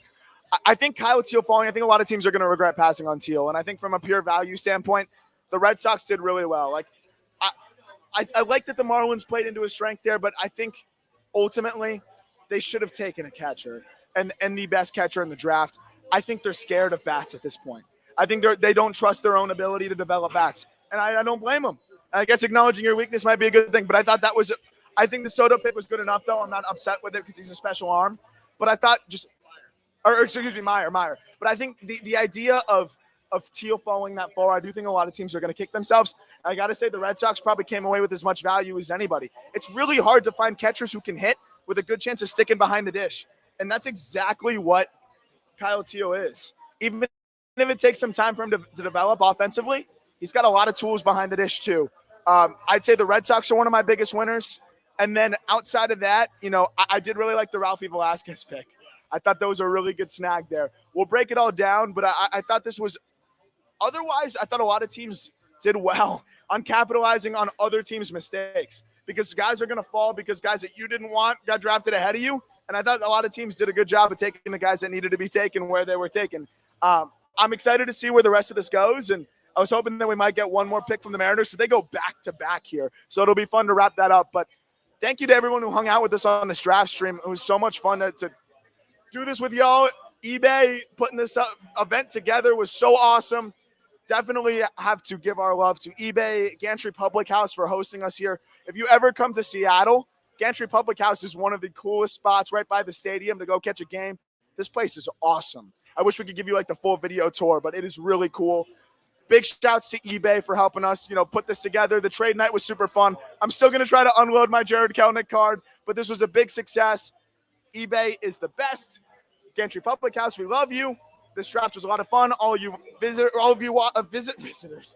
you viewers out there for hanging out with us, thank you so much. My brain is fried. We'll be recapping this on the Just Baseball Show. We'll be recapping this on the call-up. Any final thoughts from you guys? Yankees did a great job. Shout out the Yankees. George Lombard. I got to go back and actually watch who that is. But, yes. So, we're going to be doing a live stream for the All-Star game. Yeah. We're working out exactly where we're going to do it, but don't worry about that. We will be live doing the same thing for the All-Star game, doing a Q&A. It'll be a little bit more loose. We don't have to react in live time and all that stuff. So yeah, we'll be just answering questions, kind of treating it as almost like a live mailbag. Yeah. And then reacting. So would love for you guys to hang out with us. Subscribe to our YouTube channel, subscribe to the Twitch so you can know when we go live, but look out on our Twitter. We'll give more details about when we're going to go live, but we will be live for the All-Star game and would love to have you guys hanging out with us. Yeah. So we're going to go back to the hotel and record right now. So no Walker Buehler on tomorrow. Normally on Monday, he's golfing right now. He's enjoying the All-Star break. So we're mostly going to be talking draft. We're going to be doing home run derby predictions, All-Star game MVP, the whole nine. So tomorrow's episode may be released tonight. I'm not totally sure. What we're going to do is we're going to try and record tonight. It might be released around midnight, or we're just going to put it out. But regardless, you will see an episode in Spotify, Apple Podcasts, on YouTube tomorrow morning at the absolute latest with a full draft recap, home run derby predictions, All-Star game, and then on the All-Star game, because I think we're going to be at the home run derby, so no live stream for that. But for the All-Star game, we're going to be doing the same thing. And we didn't really answer a lot of different questions because everything was coming in so quick. We were just trying to break down each individual player. But in the All-Star game, it's going to be a live Q&A. We're going to be answering questions because at the end of the day, we all know the American League is going to win 4-3 just like they do every year. Jack, I thought the White Sox did pretty well there with Jacob Gonzalez, but we're going to talk about the Just Baseball Show. I'm going to go take a 30-minute nap. I'm going to take a shower. I'm going to put on some sweatpants, and then we're going to record a podcast. Thank you guys for watching. Peace out, everybody.